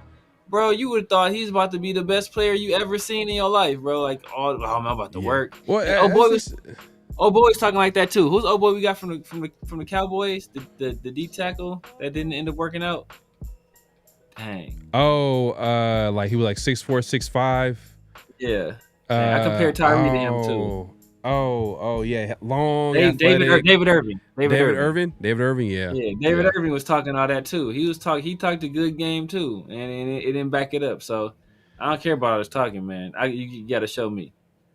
Okay. I guess if you say it in that way, because I was about to throw in some names in there that like you thought they were going to be better than they were, but they never panned out. Like, like I thought Denarius Moore was going to be better than what he was. He didn't pan out. But it wasn't based on talk though. It wasn't based off talk. That's why I said I was like, it's not based off talk. All right, maybe Jerry Porter. I thought he was gonna be better. You know what I mean? I thought he was gonna be because you got the Tim Browns and the Jerry Rice, and he had the diva mentality. You know what I mean? Like I'm like, all right, but he never really, came out. At best, he was maybe a number 2 receiver, but that was me with Tommy Kelly because Warren Sapp was talking about how good Tommy Kelly was. And Warren Sapp talked like Tommy Kelly, like, man, once Tommy Kelly, only reason he's not playing 3 technique because I'm here. Once I'm not hearing Tommy Kelly 3 technique, he's gonna be one of the best 3 techniques in the league, and yada. And it never happened. Well, he was a good D tackle. He was good, but he was never great. No, he was never great. And Warren Sapp was talking about him like, as soon as I leave, Tommy Kelly about to be that dude. Yeah, like never happened. Yeah. And greatness too, like it transcends the situation. You notice like great players, they're great no matter what. Like it don't matter the circumstances sometimes. Like Brock Bowers, you just notice that it didn't matter who was back there, he still was producing, he still was getting open, he's still seeing that he was a great player. But the other guys, you have to make excuses. Like, you know what I mean? Like, they might be good players, but it's just like they're not great because, like, they didn't have perfect blocking, or, he didn't have time in the pocket, or the receiver, like, you know what I mean? Like, it's just so many different, you got to make a lot of excuses. When you got to make a lot of excuses, that means the talent couldn't overcome the circumstances, but it is what it is. But yeah, I agree with Ellis, man. Jacoby, clear number 2. All these guy Red of Smoke had a winner. I think you seen a super my chat. guy Smoke, man. My guy Smoke. Let me get to it, man. Shout out to everybody pulling up. Make sure to hit that like button, man. Clock in, as we like to say here. Clock in, hit that like button, hit that subscribe button, hit that notification bell. We appreciate everybody coming through, man. Let me get to my guy Smoke with the super chat, man. Yeah, that's a great way to get your comments read, is sending a super chat, man. It's a guarantee that it's going to get read for sure. It's a lot of people sending in the comments. We appreciate everybody messaging. We're trying to get to as much as we can, but Smoke, my guy, he says, winner is Mark Davis, putting together a competent coaching staff, front office, and taking hands-off approach and staying out the way. Hey, okay. It's still early, but Mark could obviously be a winner in this for sure. Right. Just because this might be the right combination because there's a degree of separation. Yeah. Because now it used to be Mark, the head coach, and then the GM. Yeah. Now it's Mark, Tom Brady, the GM, and the coach. That's what we feel like it is right now. So now it's like, all right, so even if Mark wants to do something, like Tom Brady will be there to be like, calm down. You know what I mean? Like, just let it play out. Like, we got to do this the right way. Yeah. Just let him, hopefully that's how it is, because we want a little bit of degree of separation, because we're not saying that Mark doesn't want to win. I'm sure he definitely wants to win in Vegas or for the Raiders, but I felt like at times where he says that he's not involved, he is involved. When you're making decisions to get rid of coaches, you're trying to, you're criticizing coaches after games. I'm like, bro, like, you gotta having the meetings every game with coaches. Yeah. Shout out to Vic Tafer, beat writer, man. He's leaving not the Athletic, but I think shout out to him, man. He's going come back to the Bay Area, I should say. And he's going to be a beat writer for the San Francisco 49ers. He's been a beat writer for the Raiders for at least, 15 plus years. I think he was the one that was talking about Mark Davis, meeting up with coaches. I think he said he stopped with John Gruden. He didn't do that with John Gruden. Yeah. John Gruden had him in check. He was like, hey, bro, be cool and all, man, but you can't be doing that. But everybody else, he was doing that too. So I just think he trusted John Gruden. I don't know if he ever trusted anybody else like that. Like, like I think he was like, hey, John, I know you got it, bro. I'm going to let you do your thing. Right. We're talking about Mark Davis as a winner. Another way he can be a winner is that, think about it like this. Pete Carroll's a big name. That can be an attraction. Geno Smith's kind of a big name. That could be an attraction. You just drafted Aston Genty in the first round. Big name, player that everybody knows. That could be an attraction. What is that going to do? Raider fans might not sell their tickets now, right? They might keep their tickets, be in the stadium. You might get, that bigger. I know he's been wanting wanting the crowd to be more Raider and more Raider friendly, feel more like a Raider home game. So I think that we got these new people here, these big names that might encourage fans to stay, to keep their seats and actually go to the games rather than selling them off to other people. Yeah, man. So we'll see. A lot of that stuff we won't really know until some time. You know what I mean? We don't know how Spytek is going to be at GM until we give him some time. That's the key. That's the key thing. It is what it is. It's you can't find out tomorrow. You got to wait like a few years, especially GMs. Their whole to know if they're successful or not is like you got to look at it from a 5-year, plan. Like if it doesn't go through, then you can reevaluate. But for head coaches, maybe 3 years. 3 years at 3 years. But sometimes certain situations, you got to give them the full 5 if they're like rebuilding from the top up. Like you got to give them time to grow within and develop that roster. But not if you're the Raiders. You gotta give them a damn thing. well, with the Raiders though, I think they're gearing up. I think 2026. Damn, that's crazy. We always say every year we be like, hey man, it's gonna be next year, man. The Raiders are gonna they're finally gonna turn the corner. But I'm thinking 2026 now. In all seriousness, I think 2026 is because a lot of their moves are not right now moves. I'm trying to hear 2026 talk. Like we just got done talking about like a lot of the picks are boom and bust. Like a guy like Dante Thornton. I know East Coast is not a big Dante Thornton guy. I see you. He said Thornton is he has a 10%. Shout out to Smoke, man. Appreciate the super chat. But he said Thornton has a 10% drop rate in college. Oh, damn, that's hey, crazy. I'm not gonna lie. The way he was catching the football, like it's almost like he figured out how to catch yesterday. Like he just figured it out. Like, but seriously though, I think Thornton. Look, if he can develop into a deep threat, I'm good with that. Mm-hmm. You know what I mean? I'm good with that. Yeah, but if they're able to develop him into more than that, crazy. That'd be crazy. Perfect. But I'm not hoping for that. I'm just saying like, based off his skill set, what he did in college. I mean, he averaged like 25 yards a catch. Yeah. 26.6, something like that. It's kind of what we need. I mean, can you argue that maybe he might draft a little bit higher? Sure. But that's how the draft goes, man. I mean, it could have been like 4th round. I know we were thinking like 4th round or 5th round. I think you were thinking like 5th round, something like that. 5th, 6th. I ain't gonna lie, 5th, 6th. Yeah. But then when we did a lot of our mock drafts, a lot of the guys that were available in the 5th, 6th were taken in the 3rd, the 2nd and 3rd. Like there's a few guys that went early. Nah, facts. Oh, I wanted Xavier Watts, man. The Falcons had a great draft. I like their draft. Yeah, they had a good hella draft, bro. Just they came out swinging. Man, I like the Falcons draft. And they got Bowman too, I think. They got Billy Bowman and Xavier Watts. Billy Bowman. They're gonna put Billy Bowman at nickel corner. That's what I was saying. But that's what I see, and that's why like I was saying, like he's a guy that you can play him at safety, but you can play him at nickel corner too. He can do both. And that's what I was saying, like, bro, that's the dude I really like too. And he's super competitive, super feisty dude. Like, bro, it was, man. Raiders weren't gonna pick him though. He got like 28 inch arms. He doesn't fit the measurables. He got like a little T-Rex. See, but I don't know because I don't know what was Earl Thomas's measurables. That's the thing. Earl Thomas is like what, 5'11", 6'1"? Like he was 6 feet? 5'10", I think. 5'10"? No, he's not shorter than 5'10". Earl Thomas. He's not shorter than 5'10", but he's like 5'10". I want to say he's like 5'10".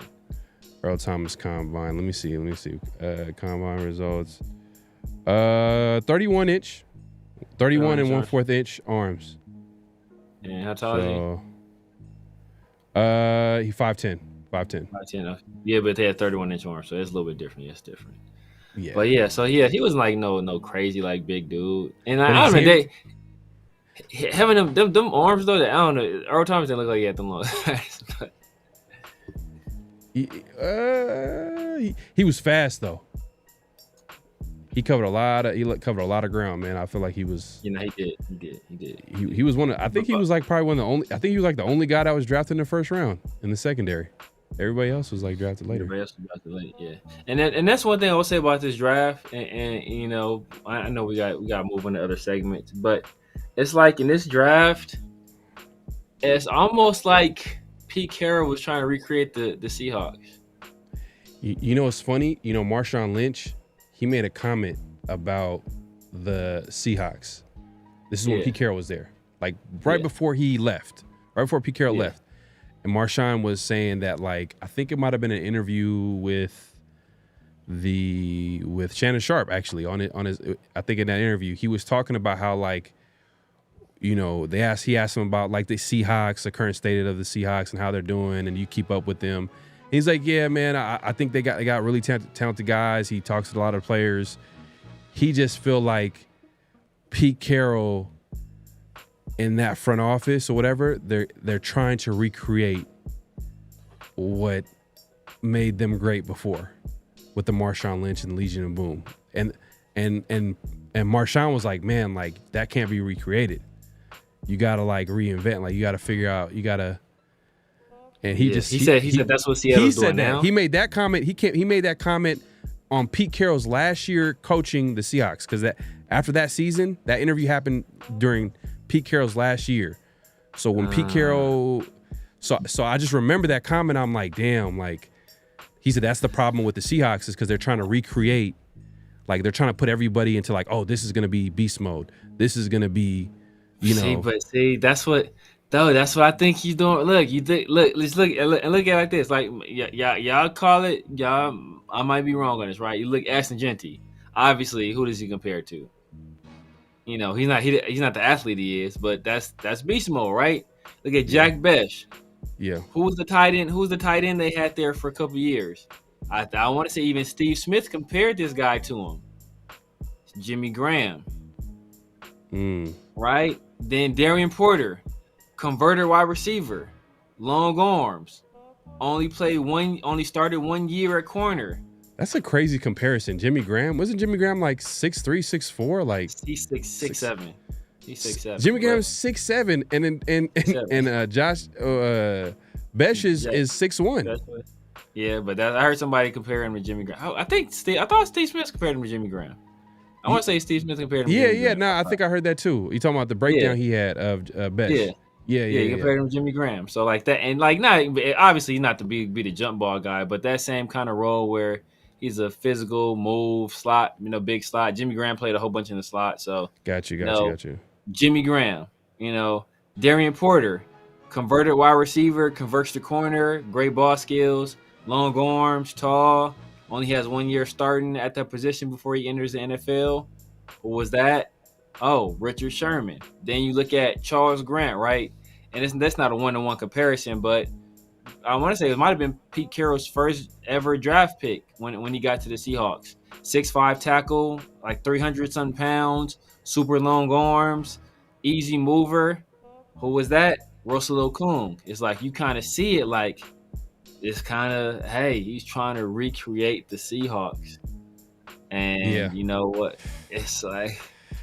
But, well, you know, hey, Marshawn was excited that Pete Carroll is coaching the team because he knows what he brings to the table. He knows that he's a good coach. You've seen what he was taught when he got hired. Like, he understands what he brings to the table, so he understands that. But I just remember that key detail, like when he talked about the current state of the Seahawks at the time, and it was Pete Carroll's last year coaching the Seahawks, and he just kept saying that, you know, their problem is that they're trying to recreate the great Legion of Boom teams and the Marshawn Lynch, and it's like you gotta like build off what you have and go from there. You're trying to recreate something. It's not gonna be the same, you know.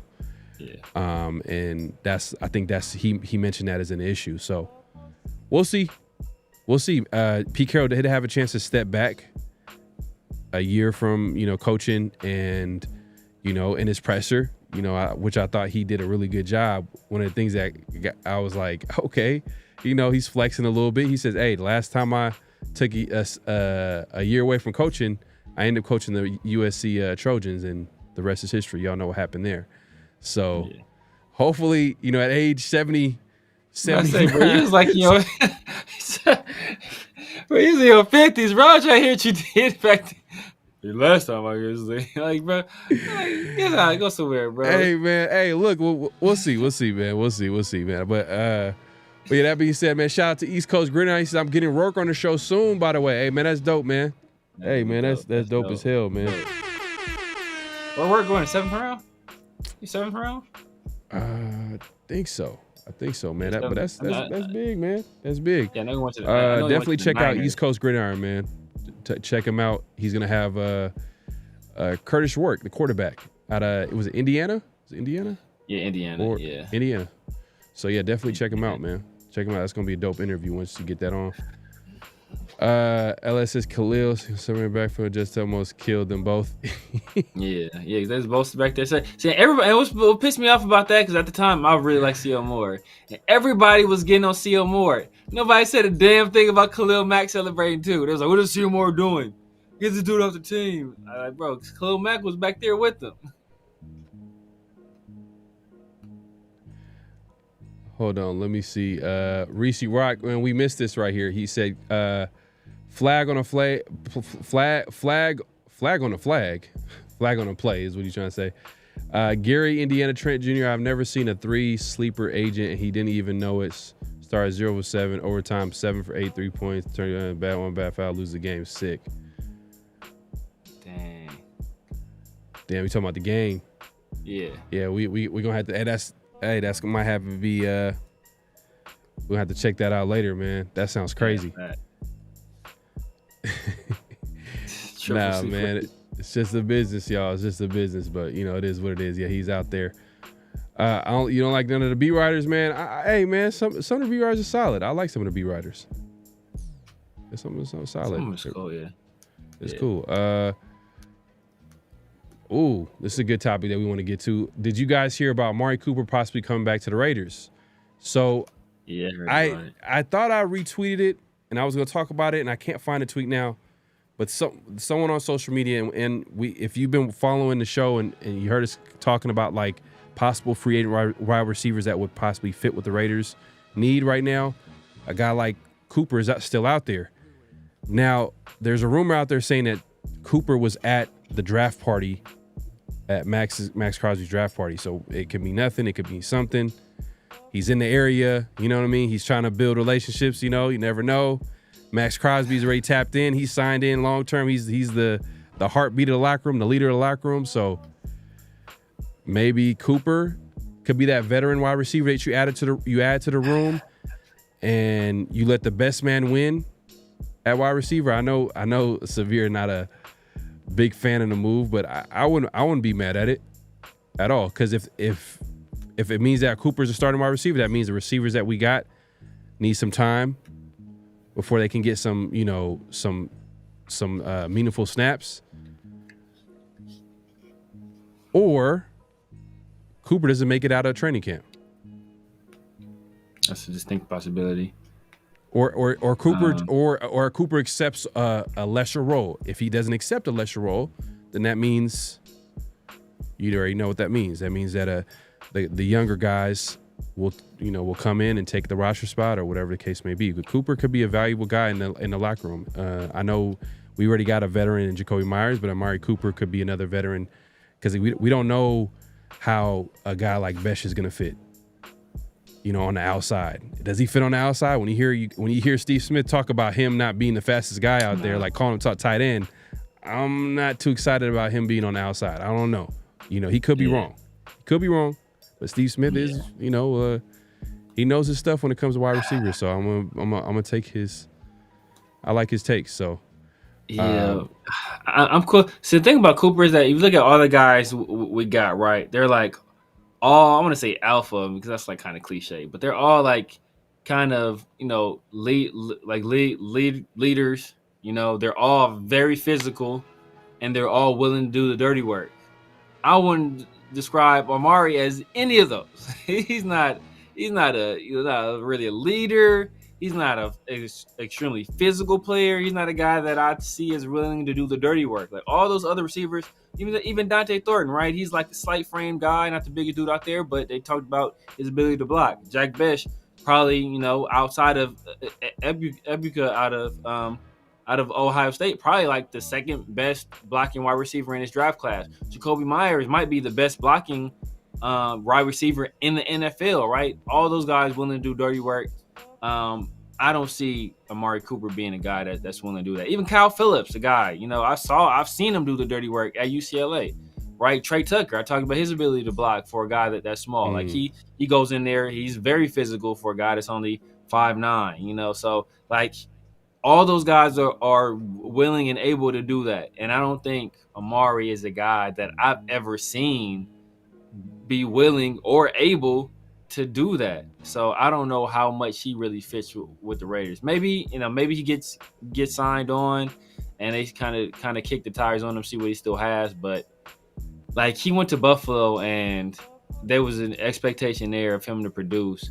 And you know, with one of the better quarterbacks in the league, he you know, if he would have been productive, he would have got a very large target share. It's not like they had like a true number one receiver, because it was at that point it was Khalil Shakir and, you know, Dalton Kincaid and, you know, Keon Coleman and the rookie, but they were expecting Amari Cooper to kind of be that other guy, and he couldn't do it. So if you couldn't do it with Josh Allen, I hear you.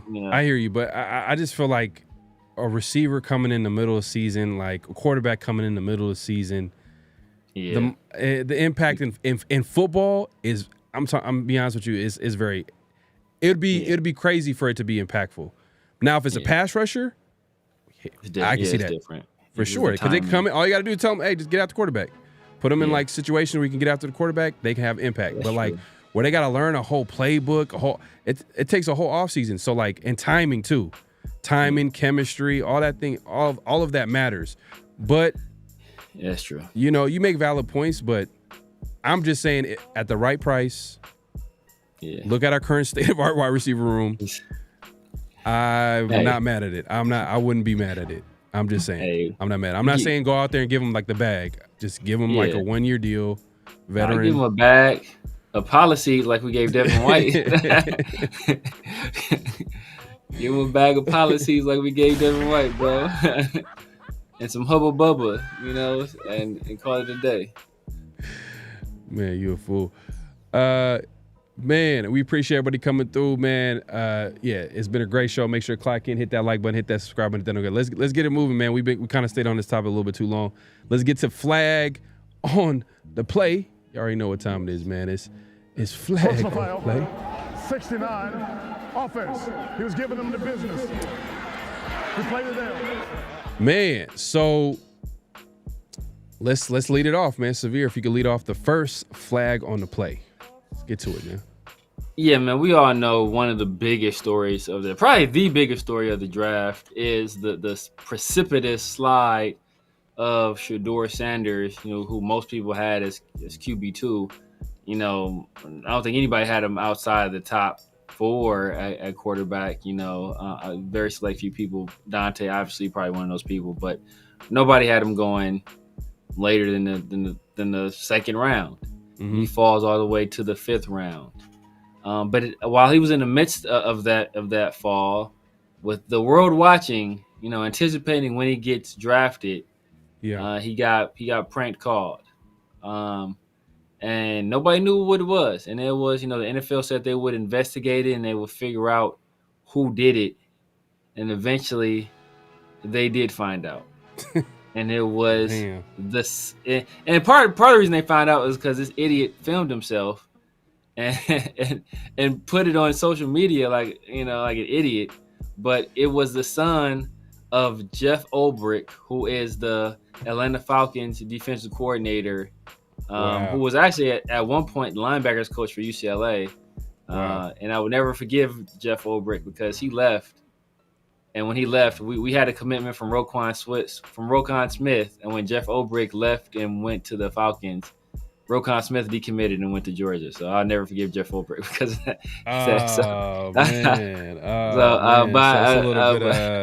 So you really wanted to make this a flag on the play. Oh, man. For sure. Super you couldn't flag. wait. Super flag. Cannot wait. So yeah, man. So it, you know, so just the fact that his son would first of all, the fact that his son would do that, especially when it's a player it's happening so publicly to, and like the cameras are panning to this one particular player all the time, all the national media is paying attention, and you do that, and then to be stupid enough to film yourself, that's like a double flag. Like, you're an idiot.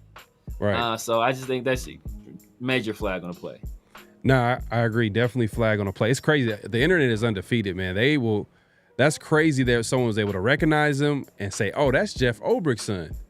Yeah. And he had to come out, apologize, call, Shador, and, come out with a statement and all that. Yeah, that's crazy that happened, and put the coach, his dad, basically on a. I think he's defensive coordinator, right? Defensive coordinator, yeah. Hold up, wasn't he like the? Oh, it was for the Jets. He was the Jets interim head coach. Interim coach, yeah. But Morris was the interim coach at one point. But a few years later, he's now the head coach of the Falcons. It's crazy how that just all happens like that. But yeah, definitely flag on a play. I agree that why would you do that? Yeah, why would you film it? Why would you film it? Like, why would you do that? Like, it's like, come on, man. Like, I don't know, man. I don't know. But there's some people that's their sense of humor and stuff like that. There's certain things. There's certain lines I wouldn't even cross. Like, I wouldn't even do it. Like, there's certain things that I wouldn't even do. Yeah. But like, people like doing pranks like that though, like extreme pranks. Yeah. I've never understood extreme pranks. Like, damn, like, you're willing to risk your relationship with that person, like whatever, like friendship, whatever, family, like, because that's how far some people take it. Like, they'll do these types of pranks, and I know it's a prank call, but people be doing crazy pranks. Yeah. Like crazy pranks with no boundaries. But what makes it worse is that, that line that Shador had, that was a private line. Yeah. So only people that had that particular phone number were NFL, the higher ups, the decision makers for these organizations. So they would be able to reach him, and he would know for sure, know what, this is a team calling me. So you could think it was nothing else but a team calling you, because the only people that had this number was a team. So you could be a situation where oh, you know what, this could potentially be because that happens all the time. With every year people get prank called. I think Cooper DeJean got prank called last year. It happens all the time. But to prevent that from happening, Shador set up this private line and gave it only to people that were decision makers with this team. So the fact that you get that call, obviously you think it's real, because nobody else should have this number. So the fact that he was able to get that number and then call, that just made it all the worse. And people keep saying this dude is a kid. Oh, this dude is 21 years old, bro. He's like a year and a half younger than Shador. So don't make no excuse for this dude. He's just some kid. He's just some young rapscallion. Nah, bro, this dude is 21 years old. He's a freaking junior in college or something like that. Bro, he's a grown man. He's old enough to buy alcohol. So I don't want to hear this kid excuse. And it's on Jeff Ulbrich too for leaving that information out there. Yeah. Yeah, that's on his dad. That's on him. Definitely flag on a play. We got to call it like we see it. Man, people in the chat, heavy topic right now. Just a little update. We're gonna get back to the flag on a play. Thornton, and I might be behind in the chat, but this is people talking about they're talking about Thornton and his ceiling. Raiders Zach saying Thornton has a crazy ceiling, size, speed. He will become more than just a deep threat, which he is already.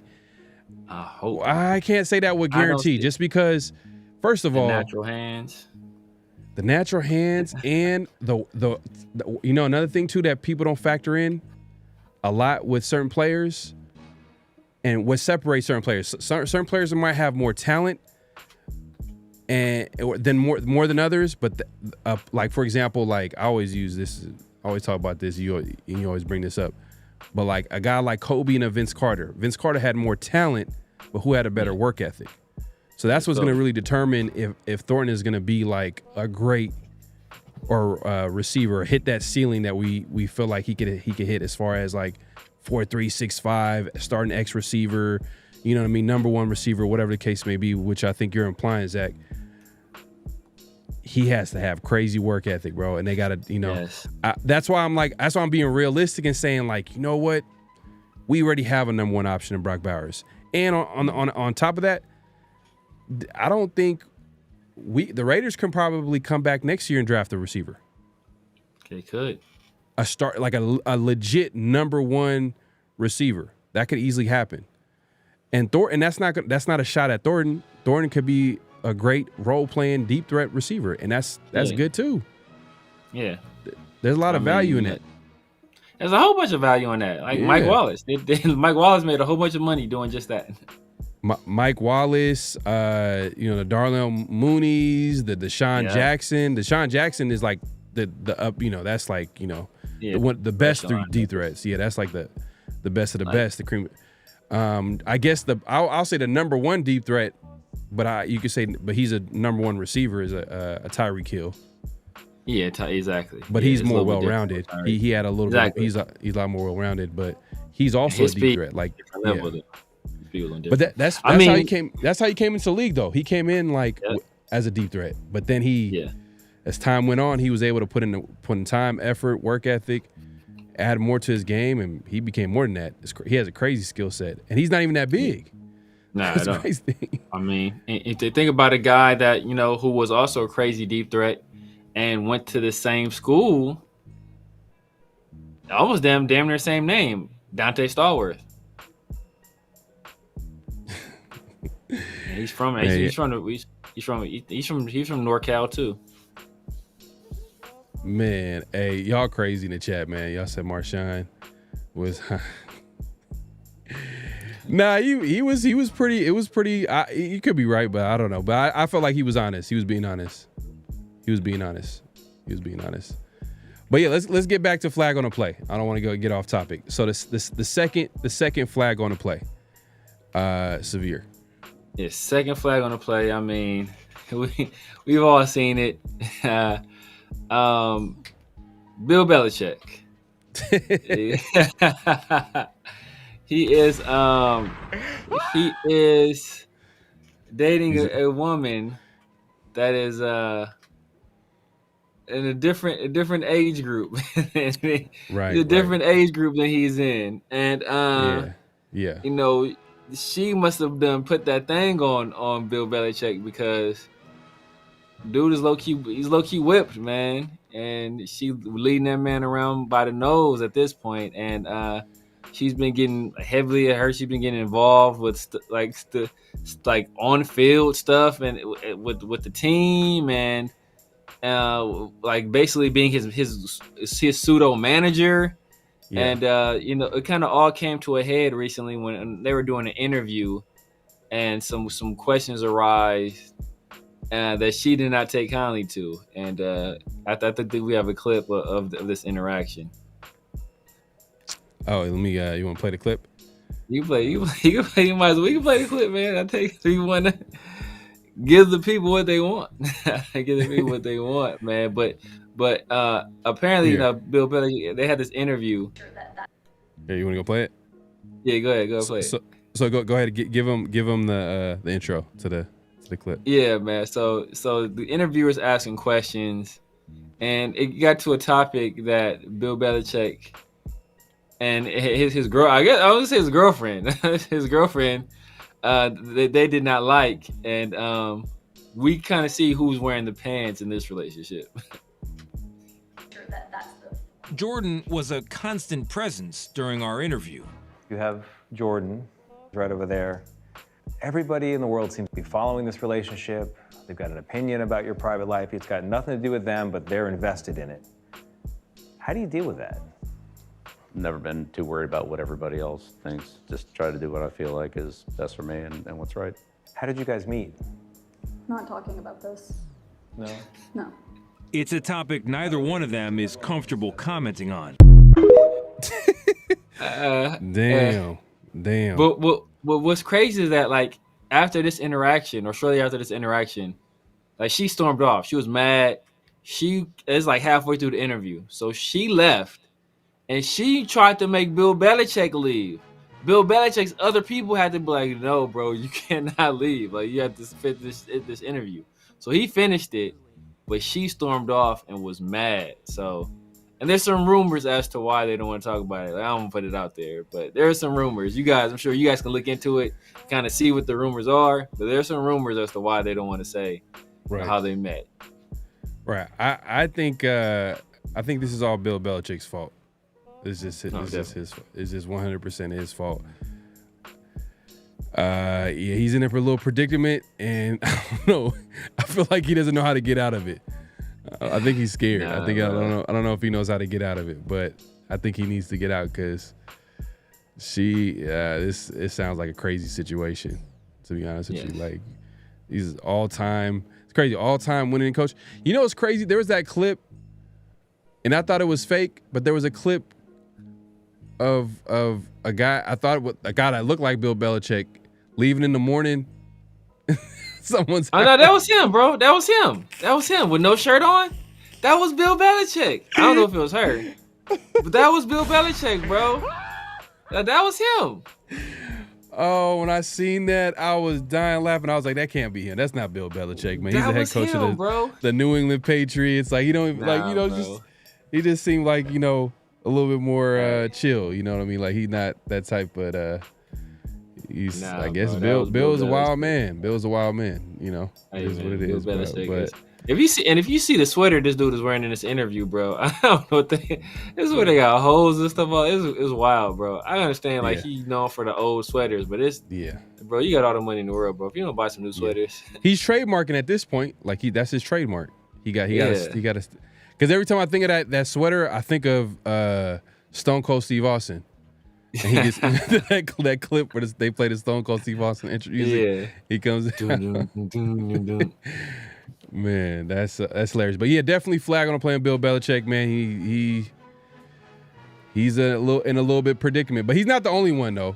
He's not the only one. But we're not gonna get into all the other stuff that's going on, but he's not the only one who's literally even more serious predicament. Yes. If you want to be honest, China sharp. But it is what it is. But yeah, man, that wraps up Flag on the Play. If you haven't already, make sure to clock in, hit that like button, hit that subscribe button, hit that notification bell. But we are not done. Man. We appreciate everybody coming through. Make sure to clock in, hit that like button, hit that subscribe button. I got to keep reminding y'all because sometimes y'all forget, man. So I'm just giving y'all friendly reminders. That's all. But that being said, let's get into notable quotables, where we play some quotes that we find interesting and we talk about it.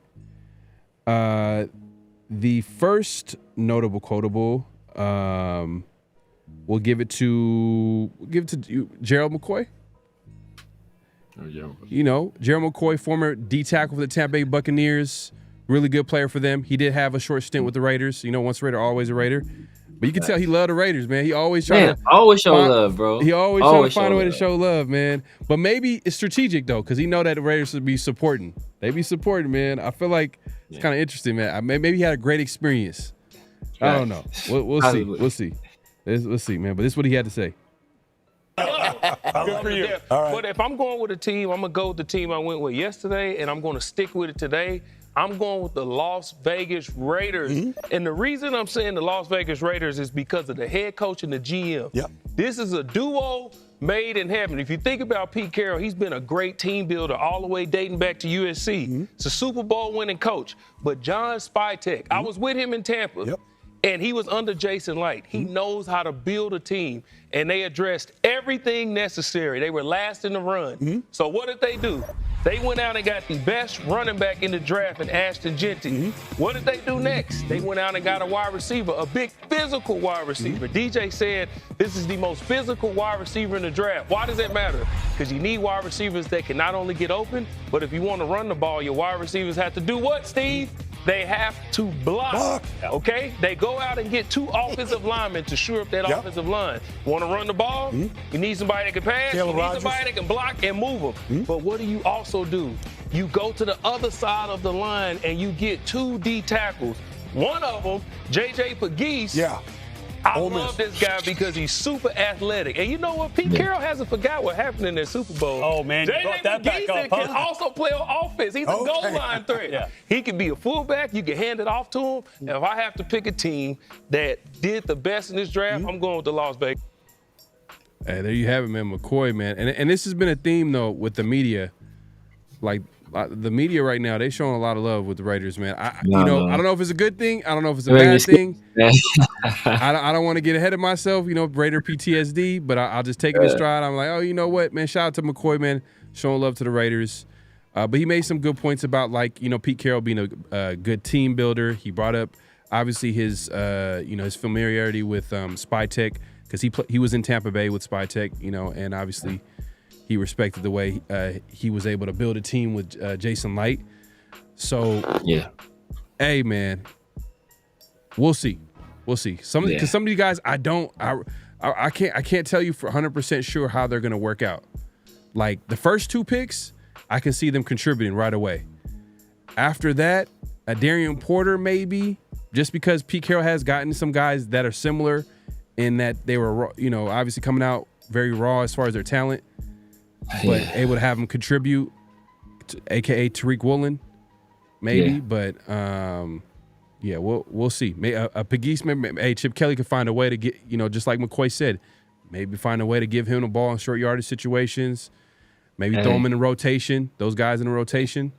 So we smooth. Yeah, we'll see, man. What were your thoughts on McCoy and just overall the media just showing a lot of love to the Raiders when it comes to the draft? It's weird, man. It's weird. But look, hey, when you have people like we all know in the media, part of it is relationship business, right? Mm-hmm. Like who currently works in the media? Tom Brady. Right. He has great relationships, great connections with all these people. Who is also another media darling? Pete Carroll. He has great relationships with all these people dating going back years. So it's like, I think that plays a part in it too. Oh man, my guy Tom, Tom and Pete. Oh, those guys did they did a hell of a job over there. Spy Tech already has a relationship with Jared McCoy, right? He's probably part of the what have you been there? I don't know if he was there yet, but that from the time he spent in Tampa, and Jared McCoy obviously has a relationship with the people here in Vegas because I think he spent a year here. Even though he got hurt, then he tried to make a comeback, and I think he got hurt again. But he spent some time here as well, so it's a little bit of a relationship. But the Raiders had a good draft, so you pair the two together, and they're gonna get a lot of love. Do you agree with the strategy of like, all right, the first couple rounds you want to get guys that can contribute, like good players that can contribute.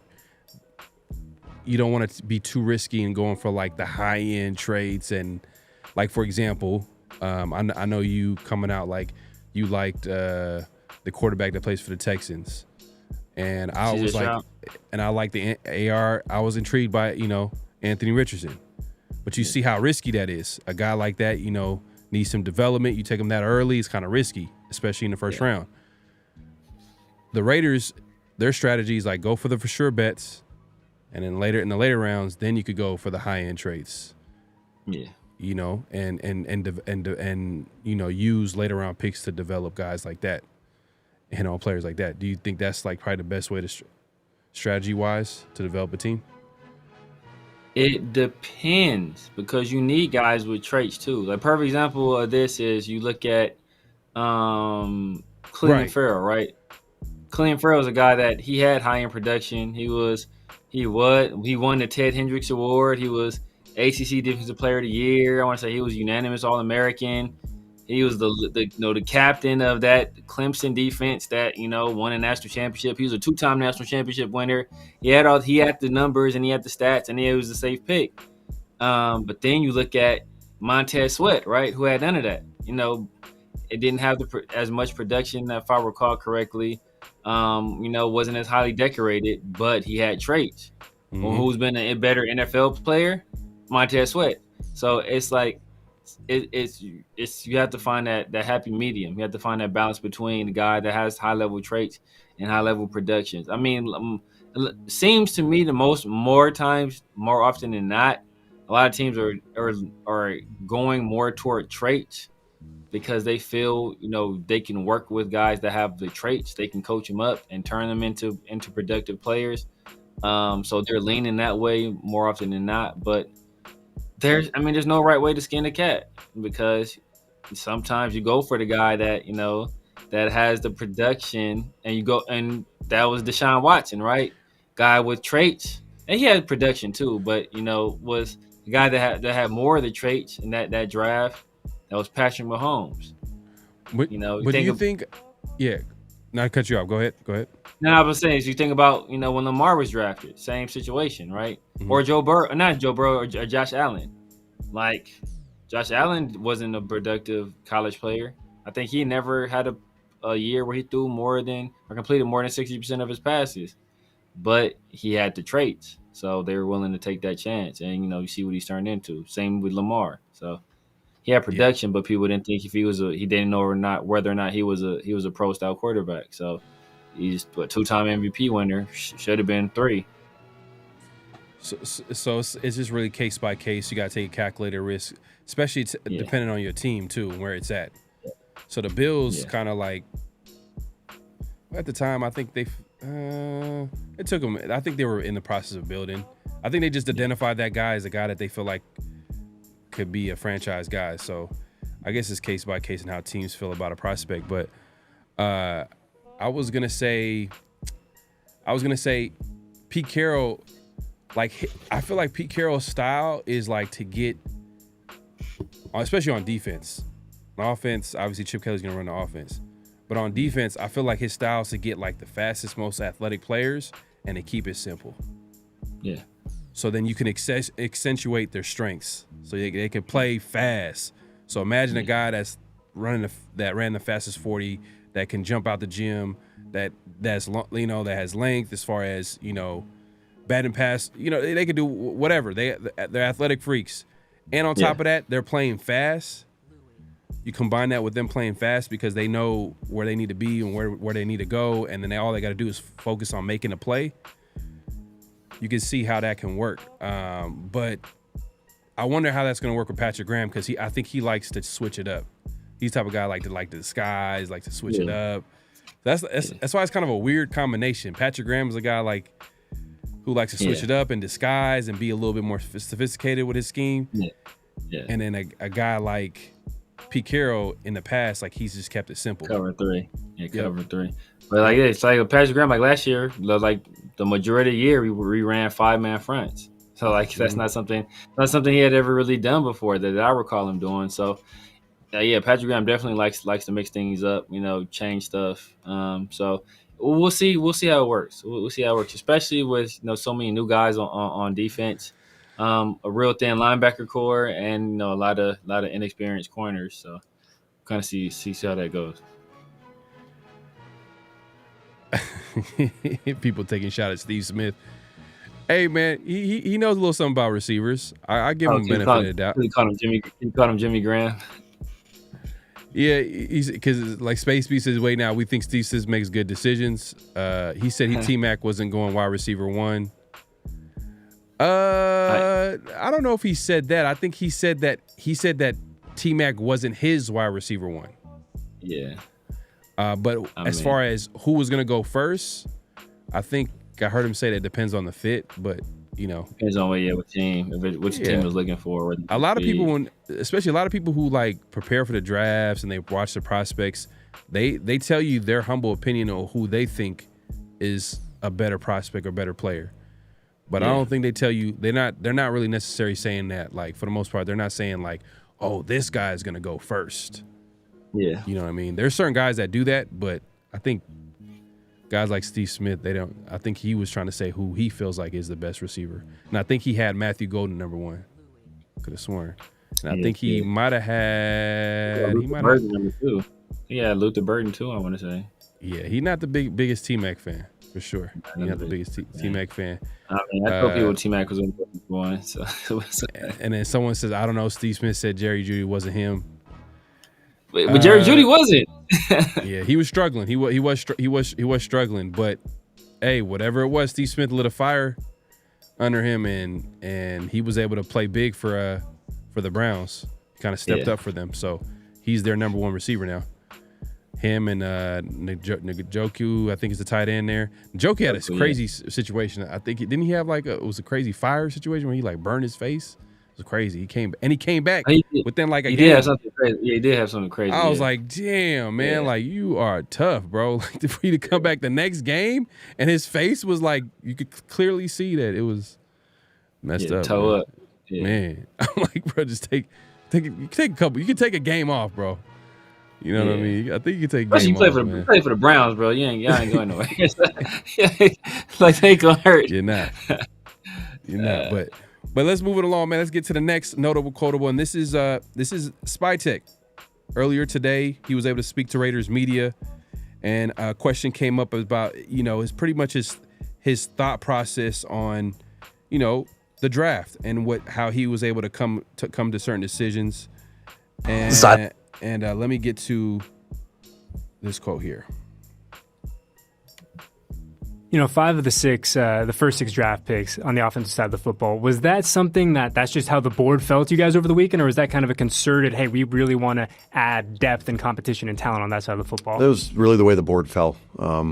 We had good defensive players sprinkled in throughout there too, and when we were up to pick, the way we stacked the board and the way we pull names off the board, the best names were just the ones at the top, and they ended up being offensive players more often than not. So again, I've never been anywhere where I regretted having good football players on the roster. Wherever you feel like they start or however they get to where they're at, you just like having good football players. And we also were very concerted. We did not want to force needs too early because we have a roster that needs some work, but we just wanted good football players, and we didn't want to force anybody. We would regret it. We look back and this guy goes somewhere else, and damn, that was the player we should have picked. You could tell when someone can question, man, Spytek took a running back with the 6th pick, but he didn't want to force a pick where he felt like, Genty is clearly the better player here. It's clear as day. It's my first draft.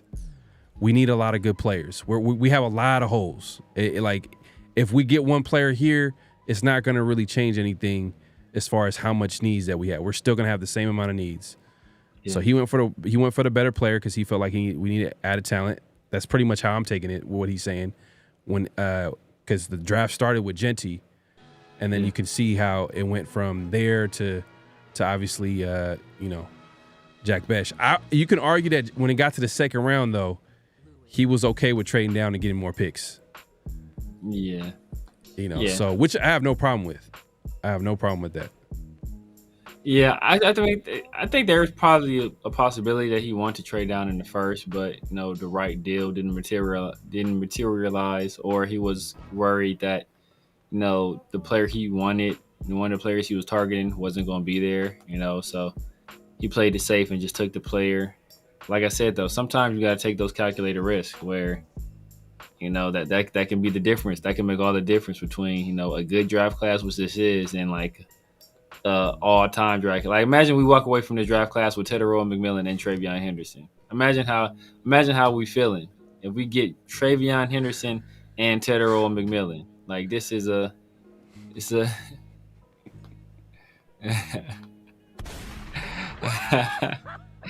nah, bro, ain't no juice left, brother. Ain't no juice left. Smoke with another juice. They said Severe got some juice left. Wide receiver on Pharaoh fullback. Come on, man. Fullback though. Come on, man. Pharaoh got a 50-50 catch on camera. Yeah, I do got. If I'm a fullback though, I got that one hand catch though. I got the Odell Beckham on tape, exactly. Man. Y'all gotta look it up, man. But Smoke, man, you got jokes, man. You funny, bro. Yeah, so look, like I said, you can't hate on Genty. That's the best player available at a position need. You can't get mad at that pick. But I just feel that a combination of Teteroa McMillan round 1, and then Travion was still around at 37 before he traded back. So him in round 2, I think draft looks completely different. I know we had some eyes on Jaden Higgins when he went. We traded back. I think we had our eyes on Will Johnson too, and as soon as he got drafted, we traded back as well. So I think those are two guys we missed out on. Obviously, Jaden Higgins, we weren't in a position to draft. But before we made that initial trade back, Will Johnson was still available. So apparently, that they felt that those extra picks was worth more to them than a for sure chance of getting Will Johnson. So they took the chance there, and it didn't work out, right? So he was willing to take the chance there. Obviously, for whatever reason, he wasn't willing to take the chance. With that many picks separating the first pick and their second round pick. Well, at 37 for sure, because Will Johnson was on the board at pick 37. Exactly. And then even earlier, I know you mentioned the Raiders could have had Henderson. Technically, no, man. I think the Raiders, I don't think they wanted to. If you notice the way they approached everything, it was kind of conservative. They were willing to trade down, but they weren't willing to trade up, because trading up means that they had to give up picks. And They kind of went into this draft, especially with the way free agency kind of unraveled. They really weren't super aggressive because they weren't high on the free agency class. So they were really dependent on this draft to really add some depth and competition, which they did. They add 11 players, and that's not including the undrafted free agents. So they weren't willing to trade up, but they were willing to trade down. So what I'm saying is that even if they waited, let's say they went offensive line with the first round pick, they waited to the second round, I think teams would have known teams knew that the Raiders wanted to get a receiver, aka Jaden Higgins. The Texans traded up in front of the Raiders to grab him. Same thing with a guy like Henderson. I think a team would have probably traded up to get a Henderson, especially because they for example, the Patriots end up drafting them as soon as the 38th pick. After the Raiders traded down from 37 to 40 something or 50 something. Yeah. In the second round, obviously traded down. That 38th pick was Henderson. Yeah. The Patriots ended up taking him, but the Patriots knew that he was going to be there. The Raiders, they knew that the Raiders were not going to get a running back after. True, but it's also a situation where they don't know what running back they like, because I think Quinchon had to win off the board, and then it was still, I think there's still some other guys on the board. Obviously Trey was still there, Dylan Sampson was there, RJ Harvey was still there, DJ Giddens was there. There's still some other guys that were there. You don't know. The assumption would be that, Travion Henderson, if they want Travion, but at that point, you don't know what they're gonna do, because I'm sure the Patriots, I don't think Wolf was, I don't think he was that aggressive in terms of trading up either. Yeah. Did they trade up? Yeah, but it could have been another team too. You know what I mean? Yeah. I feel like there were probably a few teams high on Henderson. But that goes to the point, and the main point that I'm trying to make is it goes to SpyTech saying that it wasn't going to be any guarantees that they were going to able to get the running back that they were high on. That's the main thing, that they were high on, not the ones that we think that they should be high on. They were high on. So that was the main thing. I think that kind of factored into their decision making and taking a running back in the first round, whether we like it or not. But I just thought about the Browns draft class. Damn, they got Judkins and they got Dylan Sampson. Yeah, that's a nice little backfield. That's how you know. That's how you know. Thunder and lightning. Yeah, that's why you saw Nick Chubb posting that video of him working out. He know he ain't going back to the Browns. Yeah, man, Nick Chubb, man, he was in his when healthy. He's one of the best running backs in the NFL, but I'm not sure if he could ever get back to him being 100% healthy, man. It's going to be tough. But let's address this comment real quick, man. People in the comment say, I saw someone prank call Cooper DeJean last year too, but no one cried about it. Hey, if I knew about it, flag on the play, man. I'm going to call it right now. Flag. Ricky, that's a flag. I don't agree with it. Yeah. You know what I mean? This is I just don't. It don't make any sense. This is the draft day. People are hella serious. They with their families. They're hella hoping for to get. I don't know. I feel like it's kind of too far, but that's just me. That's just me. But you can't compare the situations. It's apples and oranges situations, because first of all, Cooper DeJean didn't slide as far, right? and then you knew the entire world was watching Shedeur Sanders and this slide. First of all, Ricky. Second of all, this line was set up specifically to get calls from the NFL. Therefore, nobody else should have had access to this number but people in the NFL. So the fact that they were able to get through on this line lets you know that, it shouldn't have been anybody else that was able to get through. So the only thought for somebody calling that line would be, it's for sure somebody that's drafting me.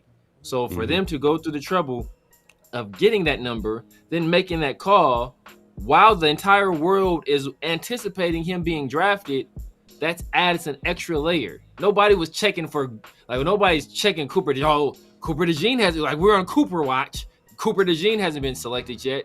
That wasn't the case. The entire draft community was wondering why Shedeur Sanders didn't go. Why is Shedeur Sanders sliding?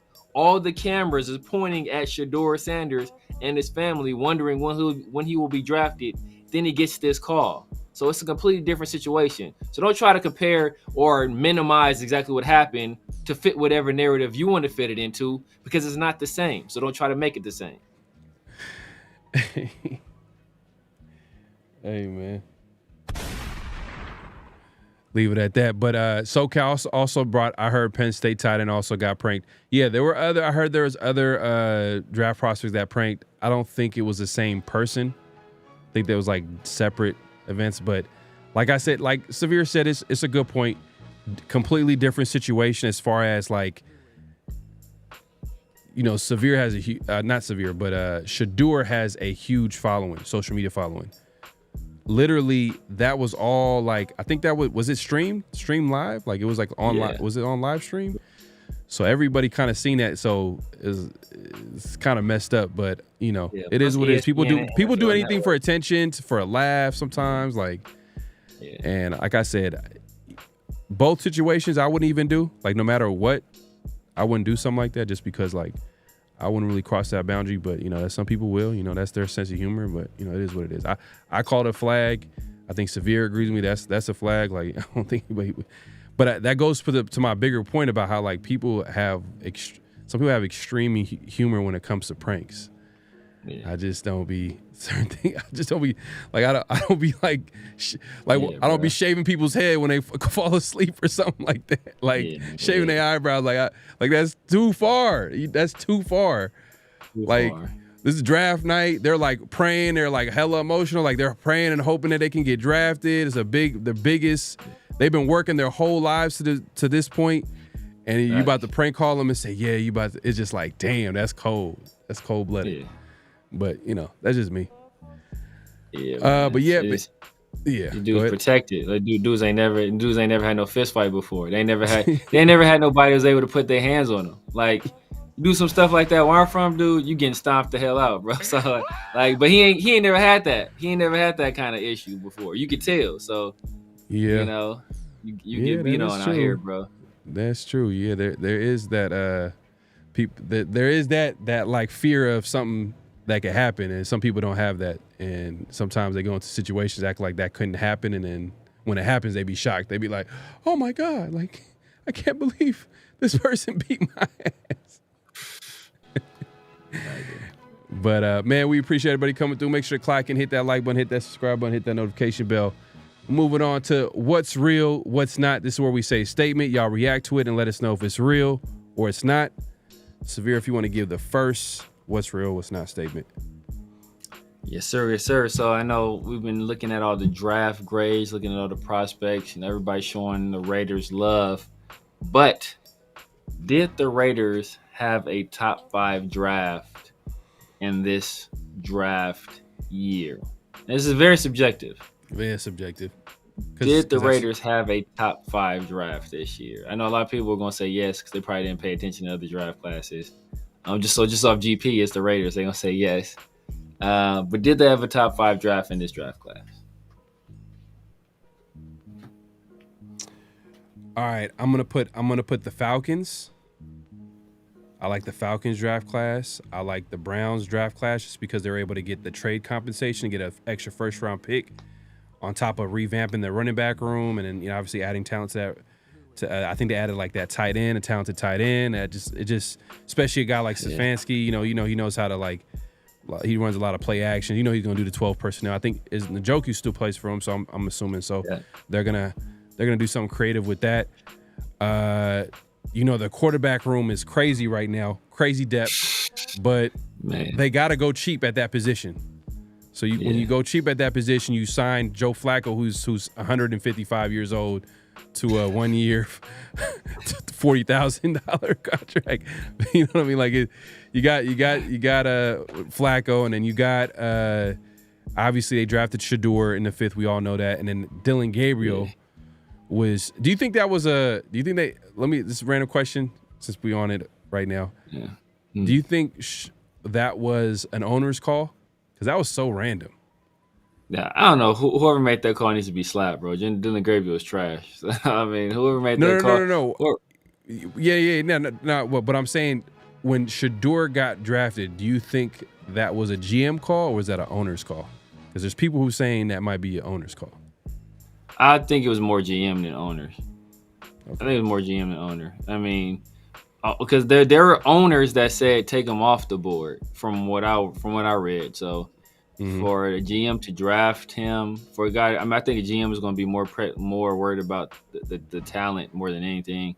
Owners going to be worried about publicity and stuff like that. So, how this plays in the public eye. Yeah. So okay, so going back to the what's real, what's not statement. The Raiders had a top 5 draft. Is that real or is it not? The Raiders had a top 5 draft. It's subjective, but let us know.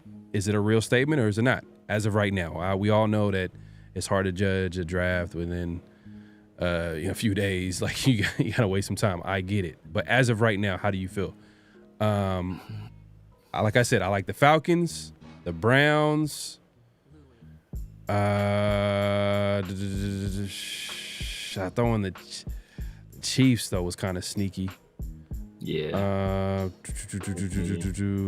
The Patriots. Oh, the Patriots. Patriots 4. That's 4. I mean, it depends on how you feel about it. It depends on how you feel about the Cowboys' first pick. Because the Cowboys had a smooth draft too. If you look at it, they got kind of reached. They reached a little bit. They did not a little bit. They reached a lot. Like no one had him going in the first round. Booker. People had him going in the teens. No. They didn't have Booker going at number 12. Yeah, but people had him going in the teens though. People had him going in the teens. No, teens, but later, I'll say later in the first round, as early as later in the first round, in my opinion. But that's just me. Yeah, 12 was I was kind of surprised. But then they got Donovan Ezeraku, who was probably a first round pick, who went second round. Siobhan Revel, who people thought was a first round pick, went in the third. In the third, yeah. And he was there for the Raiders too. That everybody's gonna be looking at that pick. Yep, he was there for the Raiders. Then they got Jadon Blue. Then they got my boy Jay Toya, who I think was, one of the better defensive tackles in this class. Then they got your boy, what's the running back out of Clemson? Oh, Maffa. No, they got Maffa. Got a basically. It's so funny. They got two extremes. They got a guy that's super explosive and fast. Yeah. And then they got obviously, thunder and lightning, basically. Maffa is a lot more physical, but he's not really a guy that's gonna break a lot of explosive plays. Yeah. And then you look at who got. I think did what you got? Nah, that might have been. But they got Maffa. They got Maffa like what in 6th, 7th round or something. They got him in the 7th, I think. 7th, yeah. 7th. And then think about the Patriots. The Patriots got Henderson. They got Kyle Williams. Who got Jaden Higgins? Oh, the Texans got Jaden Higgins and Jalen Noel. Yeah, the Texans got both Iowa State. They got both guys. But that's what Higgins they need because they got Higgins playing the outside across from Nico, and then Jalen Noel to because Tank Dill ain't no telling when he gonna be back. Yeah, and then they got an offensive lineman too. I forgot what offensive lineman they got. That goes back to what we was talking about earlier about like receivers weighing like at like Tez Johnson's weight, 150 pounds. Tank Dell's like 160, and he's been dealing with like injuries. Yeah, like his pretty much his whole young career. I would say Raiders top. It's right. They right there. They right You there. can I would argue. say, You can argue it. Well, no. I'll say. I know ECG, man. Shout out to you. I know you got something to say about this. oh yeah, man. The Giants got Carter, Dart, and Scatterboo. Ooh, that's cold. Oh yeah. Oh man, that is cold. I forgot about the Giants. You know what? I'm gonna say no. Like just off of first face value right now. Like first face value. Like other teams had like way more like aggressive shock value, but like talented players more value certain spots. Like but the Raiders, like I said, we're just going off like right now, and a lot of the Raider players right now is in the later rounds, especially. We won't know until later. Exactly. It's kind of like intriguing prospects. Like they got develop. Yeah, like you got a quarterback that's going to be transitioning to a wide receiver. We don't know. We know he's super athletic, but we don't know how it's going to work out. Yeah, we got another FCS quarterback. In the 6th round. We got a linebacker in the 7th. We got to see. He might be a guy that might contribute early, possibly. Who knows? Yeah, I like him. Dante Thornton. We got to see what he does. Like he needs to show that he can be on a football field, like, and run more routes than he did in Tennessee, which meaning that he needs more development. Yeah, we gotta see what importantly what Mr. 4-6 himself does in Ashton Jeanty. That's the most important. That's the most important. I'm not worried about Ashton Jeanty, man. I'm cautiously optimistic. Look, man. bro, if Ashton Jeanty don't come out and rush for 1,200 yards at least, bro, it's gonna be a bad look, man. It's gonna be a bad look. You gotta be 12. You got 17 games. You gotta put up 1,200 yards and like 300-400 receiving yards. Oh man. East Coast says y'all not gonna like our Raiders grade tomorrow. Yeah, they don't like it. He said the Raiders had a bottom 5 draft, which is ridiculous. But to each his own. But that's. So I'm gonna say I'm gonna say not real as of right now, because there's other drafts that I like better. You know what I mean? I thought the Giants they had a perfect they got the best player available, and they were able to be aggressive enough to go trade up into the first to get their quarterback, who they feel like their quarterback in the future, who I think probably needs some more development. Do you see that John Gruden clip where he's like, do your cadence? Yeah. He's like, it was kind of awkward. It was like, damn, like the way he's like, hey, are you sure? I'm gonna show you right here. And he was like laughing about it, and the way he just did it, like he knew that it was bad. He knew that it was bad. It's almost like he knew.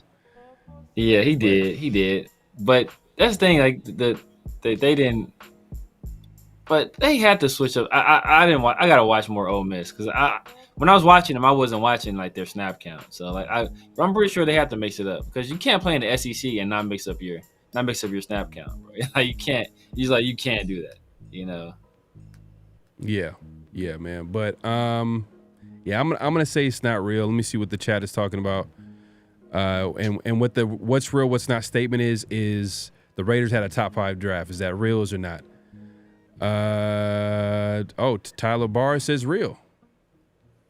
Jeanty, Beck, and Rodgers. Okay, he likes those guys. I think he's just saying all those guys are going to be starters most likely. I mean, I think Rodgers for sure going to be starter, but I think all those guys will be starters. And wild card, I'll put Darian Porter, even though he's a guy that's like needs some development. Just because we've seen like Carroll gets someone similar and get like real life production out of him first year, like literally starting. Tariq Woolen was starting, right? His first year, or he got into the starting lineup. Yeah, people were saying he was one of the best corners in the league, or he was going to be like the next generation. No, it was like respected people that was saying that he needs some time to develop. Yeah, like, oh man, it was so many people. I'm like, oh damn, like freak of nature. Like he ran a 4.2, 6'4", 40-inch vert, all that. And they said that he needed time to develop. And year one, he was like, what he had, like 8 picks? Year one, like 7 picks, 8 picks. So that's why I'm throwing in Darian Porter as a wild card to contribute early too. The Eagles and Pats, I like the Pats. Like the Patriots. Patriots. Eagles had a good draft too. Yeah, they picked up. Oh boy, they picked up Jahad Campbell. Ravens too. Ravens had a nice draft too. It just felt like the Ravens always take all the best defensive players. That's what they do. They just BPA whoever the best defensive player is on the board. You know, they took Malik Starks in the first round. Second round, a great value pick. I know he has some situation off the field, but if everything checks out, man, they literally got a guy that was projected to go in the top 20, top 15 as a pass rusher in Green. The Bears had a smooth draft too, though. I mean, they kind of the tight end I wasn't a fan of, but then I think they came back, got Luther Burden. A lot of people like the tight end, Loveland. Like they like. I like the tight end, but that was kind of high. But and especially if they got Cole Kmet already. But you know, you know, I think he's injury prone too. But like in terms of tight end, he's super athletic. I don't know why, man. I got a little bit of dark sense of humor. But did you see Benjamin Morrison reaction to when he was when he was drafted? Nuh-uh. Oh man, I'm gonna send it to you. Later. But it's he just had the you remember that dude that former boxer, but he you know was on drugs later on in life. It was a viral clip where he was crying. Oh yeah. He had one of them ugly cries. That's hilarious. I gotta see it. Check it out. Oh man, I feel like I should play it, but man, I don't want to do too much, man, because I think I sent it to you, but I'll send it to you. Yeah, so I don't think it's real. People mention the Ravens, Giants. You said Greg Giants is crazy. Reese Rock, you said Eagles killed the draft. Okay, yeah, they did. Eagles. You like the Eagles draft? Rams had a solid draft. Rams, who did they get? Rams. I'm trying to think. Who did they grab? I feel like, hey, if Rams, you know, they're a well-oiled machine, man. They know. Yeah. Rams. Panthers had a good draft too, man. I think they got Teteroa and they got Jimmy Horn Jr. You know how I like too? Underrated. I know no one's really probably. I like Seahawks draft too. Seahawks draft. I like the Seahawks draft. They got the safety. They got that freak safety. Yeah, they got him. You probably don't like this, but they got the Raiders' third round pick. They use Jalen Milroe in a later round. I don't hate that as a third round developmental guy to sit behind Sam Darnold. I ain't mad at that. And that pick was basically a fourth rounder. Yeah, because it was literally like but then they drafted Torrey, the wide receiver that we were talking about. Remember I hit you up. I was like, man, I like this receiver. Was it Colorado State? Is that a Colorado State? Horton. Yeah, I think they drafted Torrey Horton. I like him. And who else did they draft? They actually had him. Let me see. Let me take a look. Yeah. Yeah, man. I say all this to say, man, I don't think Sue Omicron says it's real. You think it's real? Raiders had a top 5 draft. Okay. I'm looking at it not real at this point. It's not real. Just not being a homer. Yeah. Not Greg, I agree with you, bro. Seahawks, man. I think they had a solid draft, man. Yeah. It's like a combination of like, you know, kind of similar to what the Raiders are trying to do. You know, a little bit of boom and bust. You know, like the traits. Yeah, but also get some really good players.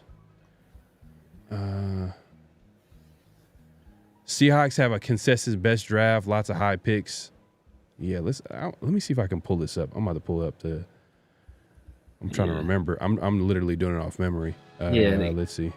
They got Zabel. I know they got Zabel and Nick Emery. There's 2 people I remember. You said Milroe. Mm-hmm. So they got Gray Zabel in the first, Nick Emery, I think in the first too, and then Jalen Monroe, you said the third. So Zabel's probably going to be what? Is he going to be a center for them? Going to be a center? I don't know. No, he's played everywhere but center. I think he's played both guard spots and both tackle spots. I don't think he played center, so he's going to play. I don't know where he's going to play, but he played everywhere but center. All right. Let's take a look. Let's say, okay, they got the tight end out of Miami, Elijah Roy, in the third. Jalen Monroe with that late third, fourth. Torrey Horton, they got him in the 5th. I like him. Yeah. Damian Martinez in the 7th. That's nice. That's nice. You know, there's certain picks I like about them. Let's see. Let's go to. Somebody said they got Ricky White too, who's that fast receiver out of UNLV.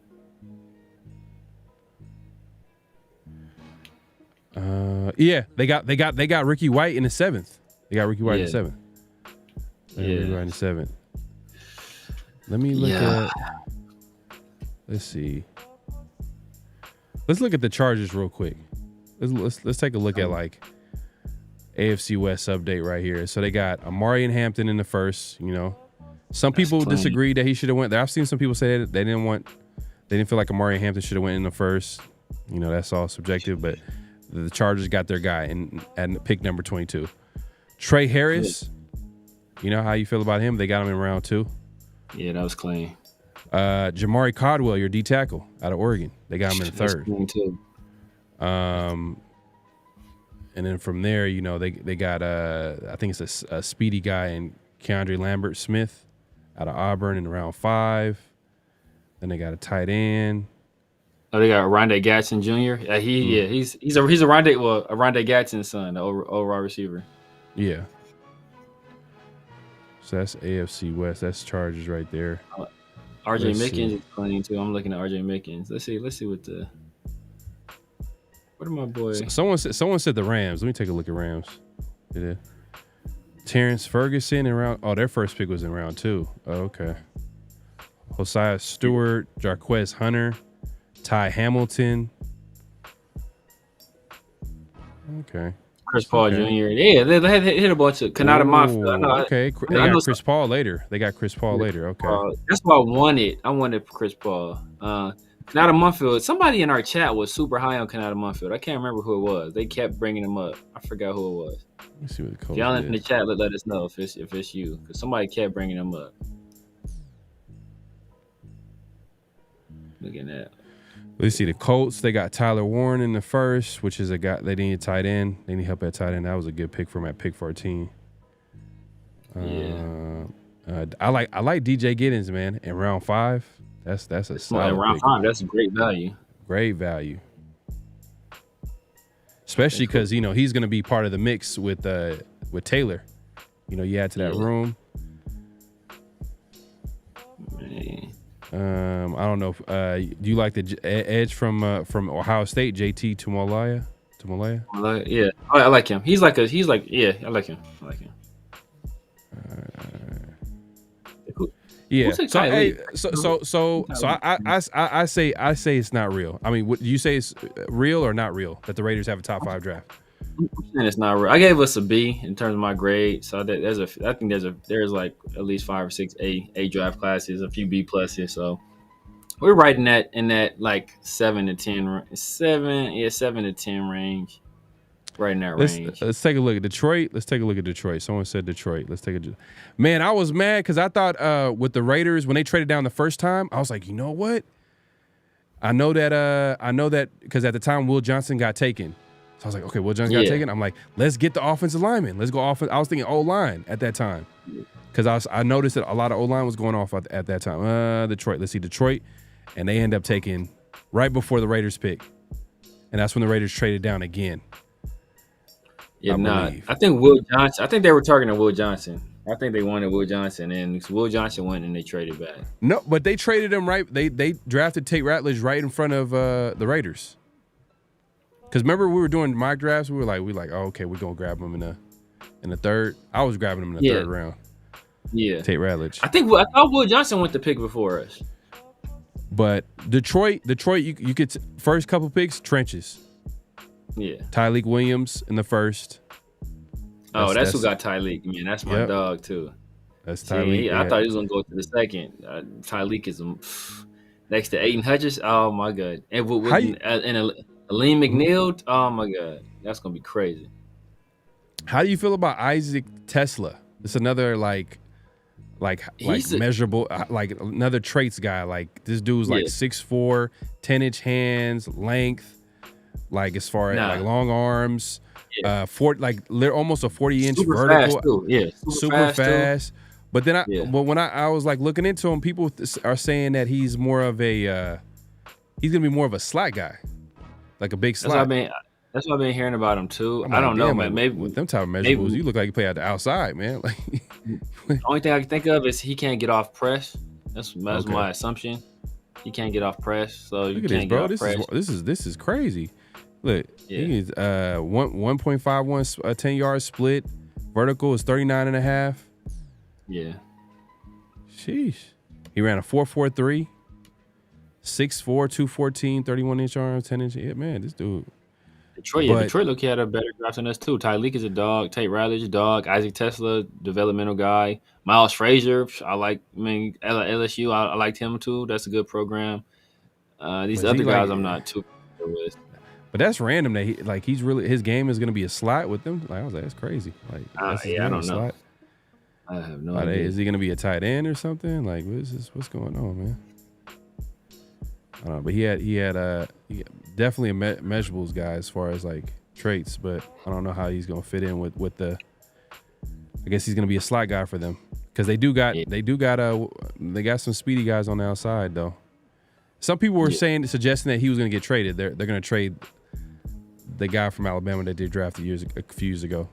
It's one of the fastest guys in the NFL, Jameson Williams. Oh, Jameson Williams. Oh yeah, I heard he was gonna trade. They have one of the best slot receivers in the NFL.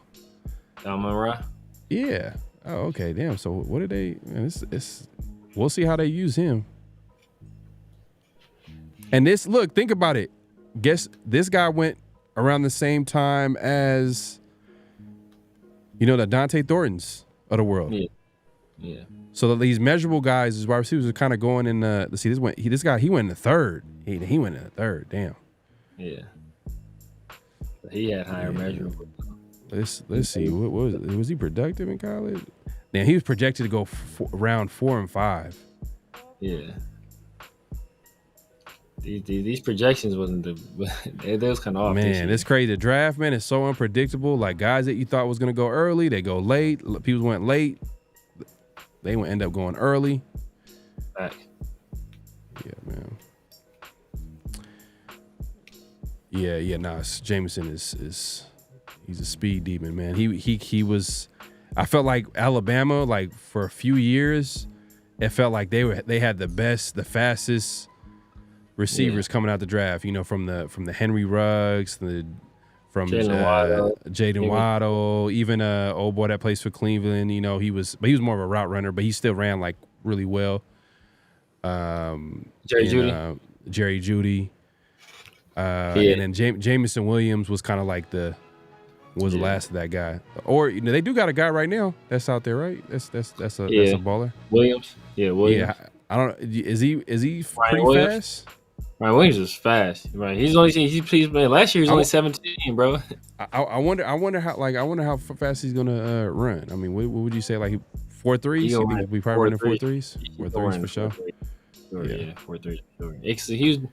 I think he's all like state track guy. I want to say. Did he get hurt last year? Well, he got hurt. Yeah. He got hurt last year. Yeah, it's gonna be him and Smith. Gonna be the two guys. Gonna be two guys. They're gonna be coming out next year. Not next year, the year after. They were both freshmen last year. Man, I'm telling you, man, the Raiders, they're gearing up for because right now I don't think the number one receiver is on the squad right now. Like outside receiver, number one outside receiver. If we in position, that is Geno Smith's cousin. There you go, man.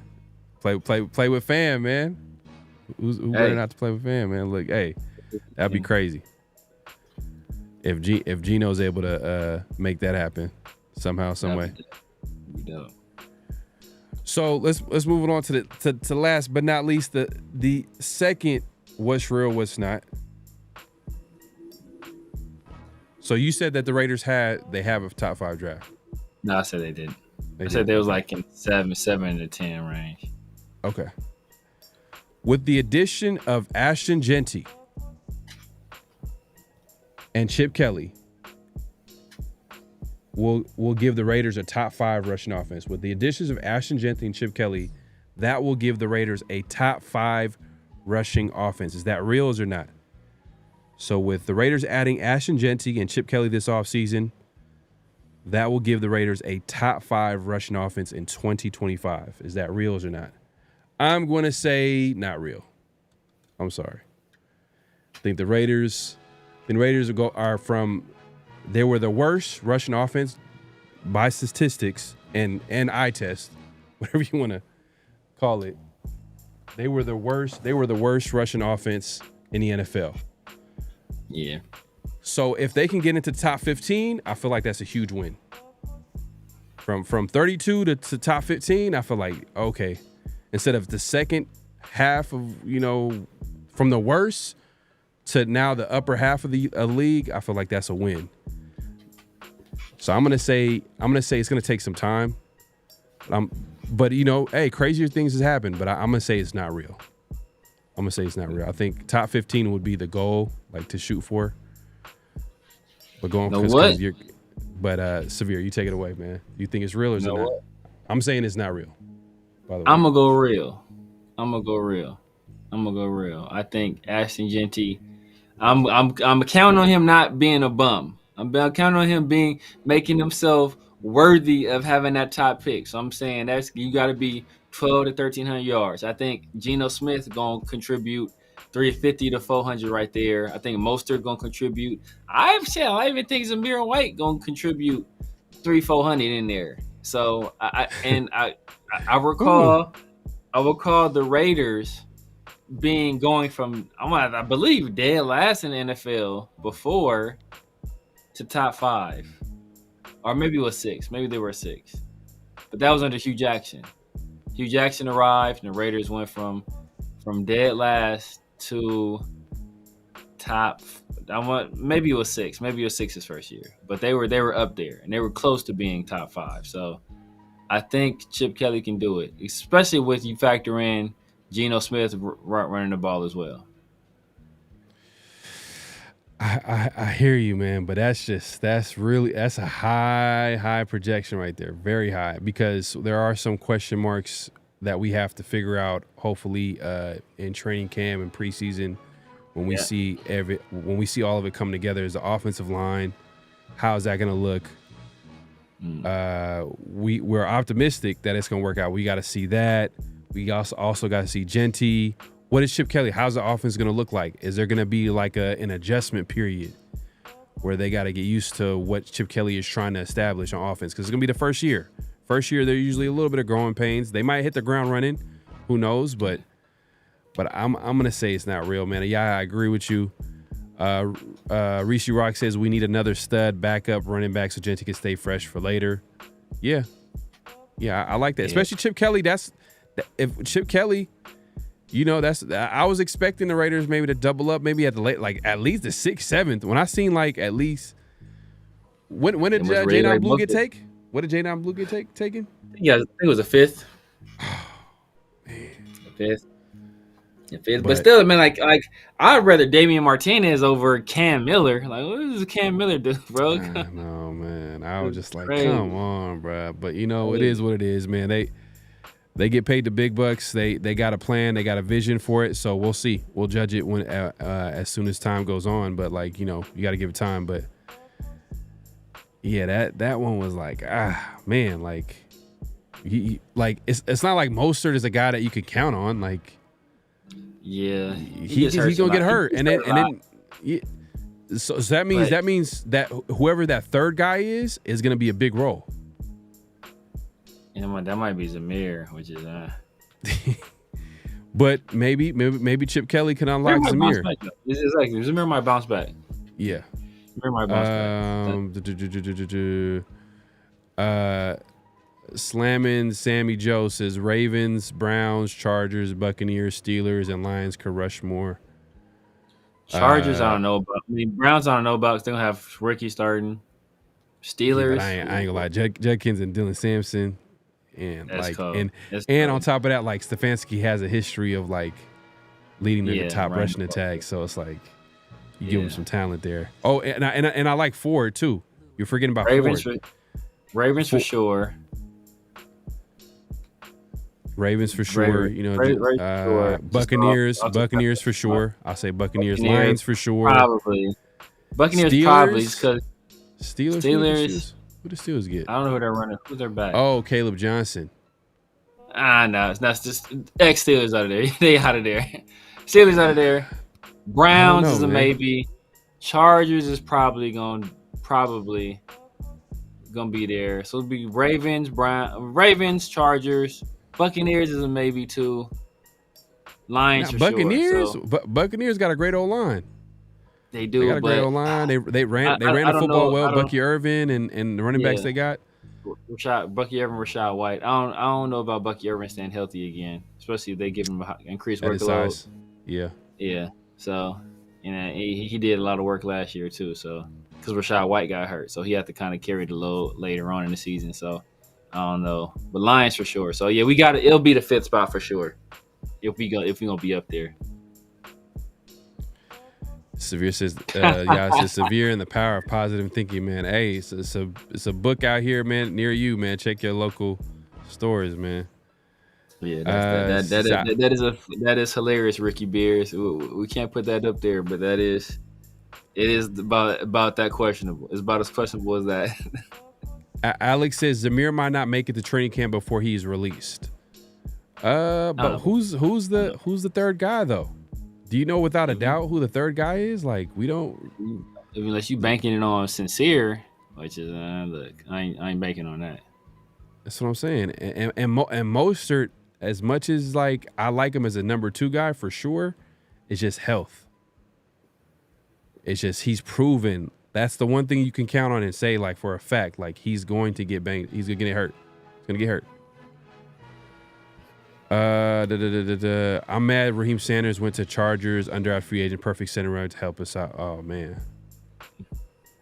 Yeah, the Chargers, man. I don't like what AFC West like get any type of. That's Rocket Raheem. That's the one that went to South Carolina.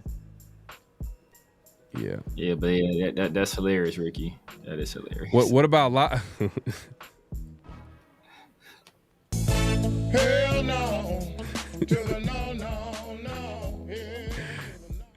Hey man, it is what it is, man. Live has an uphill battle, man. I'm just gonna keep it at that. He's an uphill battle. But look, I'm just saying, just based off recent history, but training camp, off season, preseason, all that could change everything. Because like I said earlier, Pete Carroll, all off season has been preaching competition. So maybe he gets that third spot. Who knows?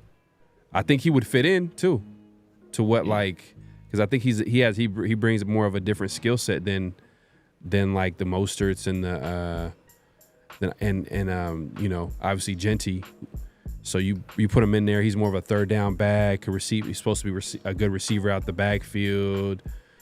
But damn, I'm not gonna lie. The times that he literally in preseason, his first carry was a fumble, and in the regular season. I don't know if his first carry was a fumble in preseason, but he did fumble. Yeah, it was. It was a fumble? Carry one time. It was a fumble. In preseason? In preseason. I know in regular season, his first carry was a fumble. In preseason, too. His first carry was a fumble. That's what he was like, you know what? This is like, dang, we should have thrown him the ball. Yada, yada, yada. And then we gave him another carry. I think it was against Pittsburgh. Was it against Pittsburgh? I think it was against Pittsburgh. He fumbled there, too. Everyone saw the Donkeys secondary said guess we Russian. Facts. Yeah, they got a good secondary for sure.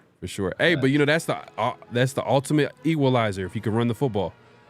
Alex is McCormick. I like McCormick, but same thing. His issues are health, and he got to stay healthy enough to be considered for that third down back role. So yeah. I don't like McCormick that much. I think he's benefited at the end of the year. The line started to gel. See what Amir Abdullah started doing too. Amir Abdullah was cooking. I think it was just the end of the year. We got Norv Turner. The line was getting healthy. JPJ at center. So I think Sincere benefited from that. Amir Abdullah was getting off more than him, and I don't think anybody trusts him being the star. Like 2 carries, 2 fumbles, man, and he didn't see not one. Bro. Oh, my bad. You got okay. Let me check. Let me check real quick. I got you. You got a solution for the offense? No, I did. I seen it. We laughed about it. You talking about Severe being the number 1 receiver, Smoke? And I see you try to put me at fullback, man. I don't remember that, man. I don't remember that. I'm not gonna forget that, bro. He'll catch you in the golf course, Smoke. Catch you in the golf course. Oh man, Smoke, you funny, bro. You'll throw all your pins in the water hazard. all your golf pins. Full back that. Look, he tried to save it though. He tried to clean it up. He said, Marcel Rista. You are Alec Ingold.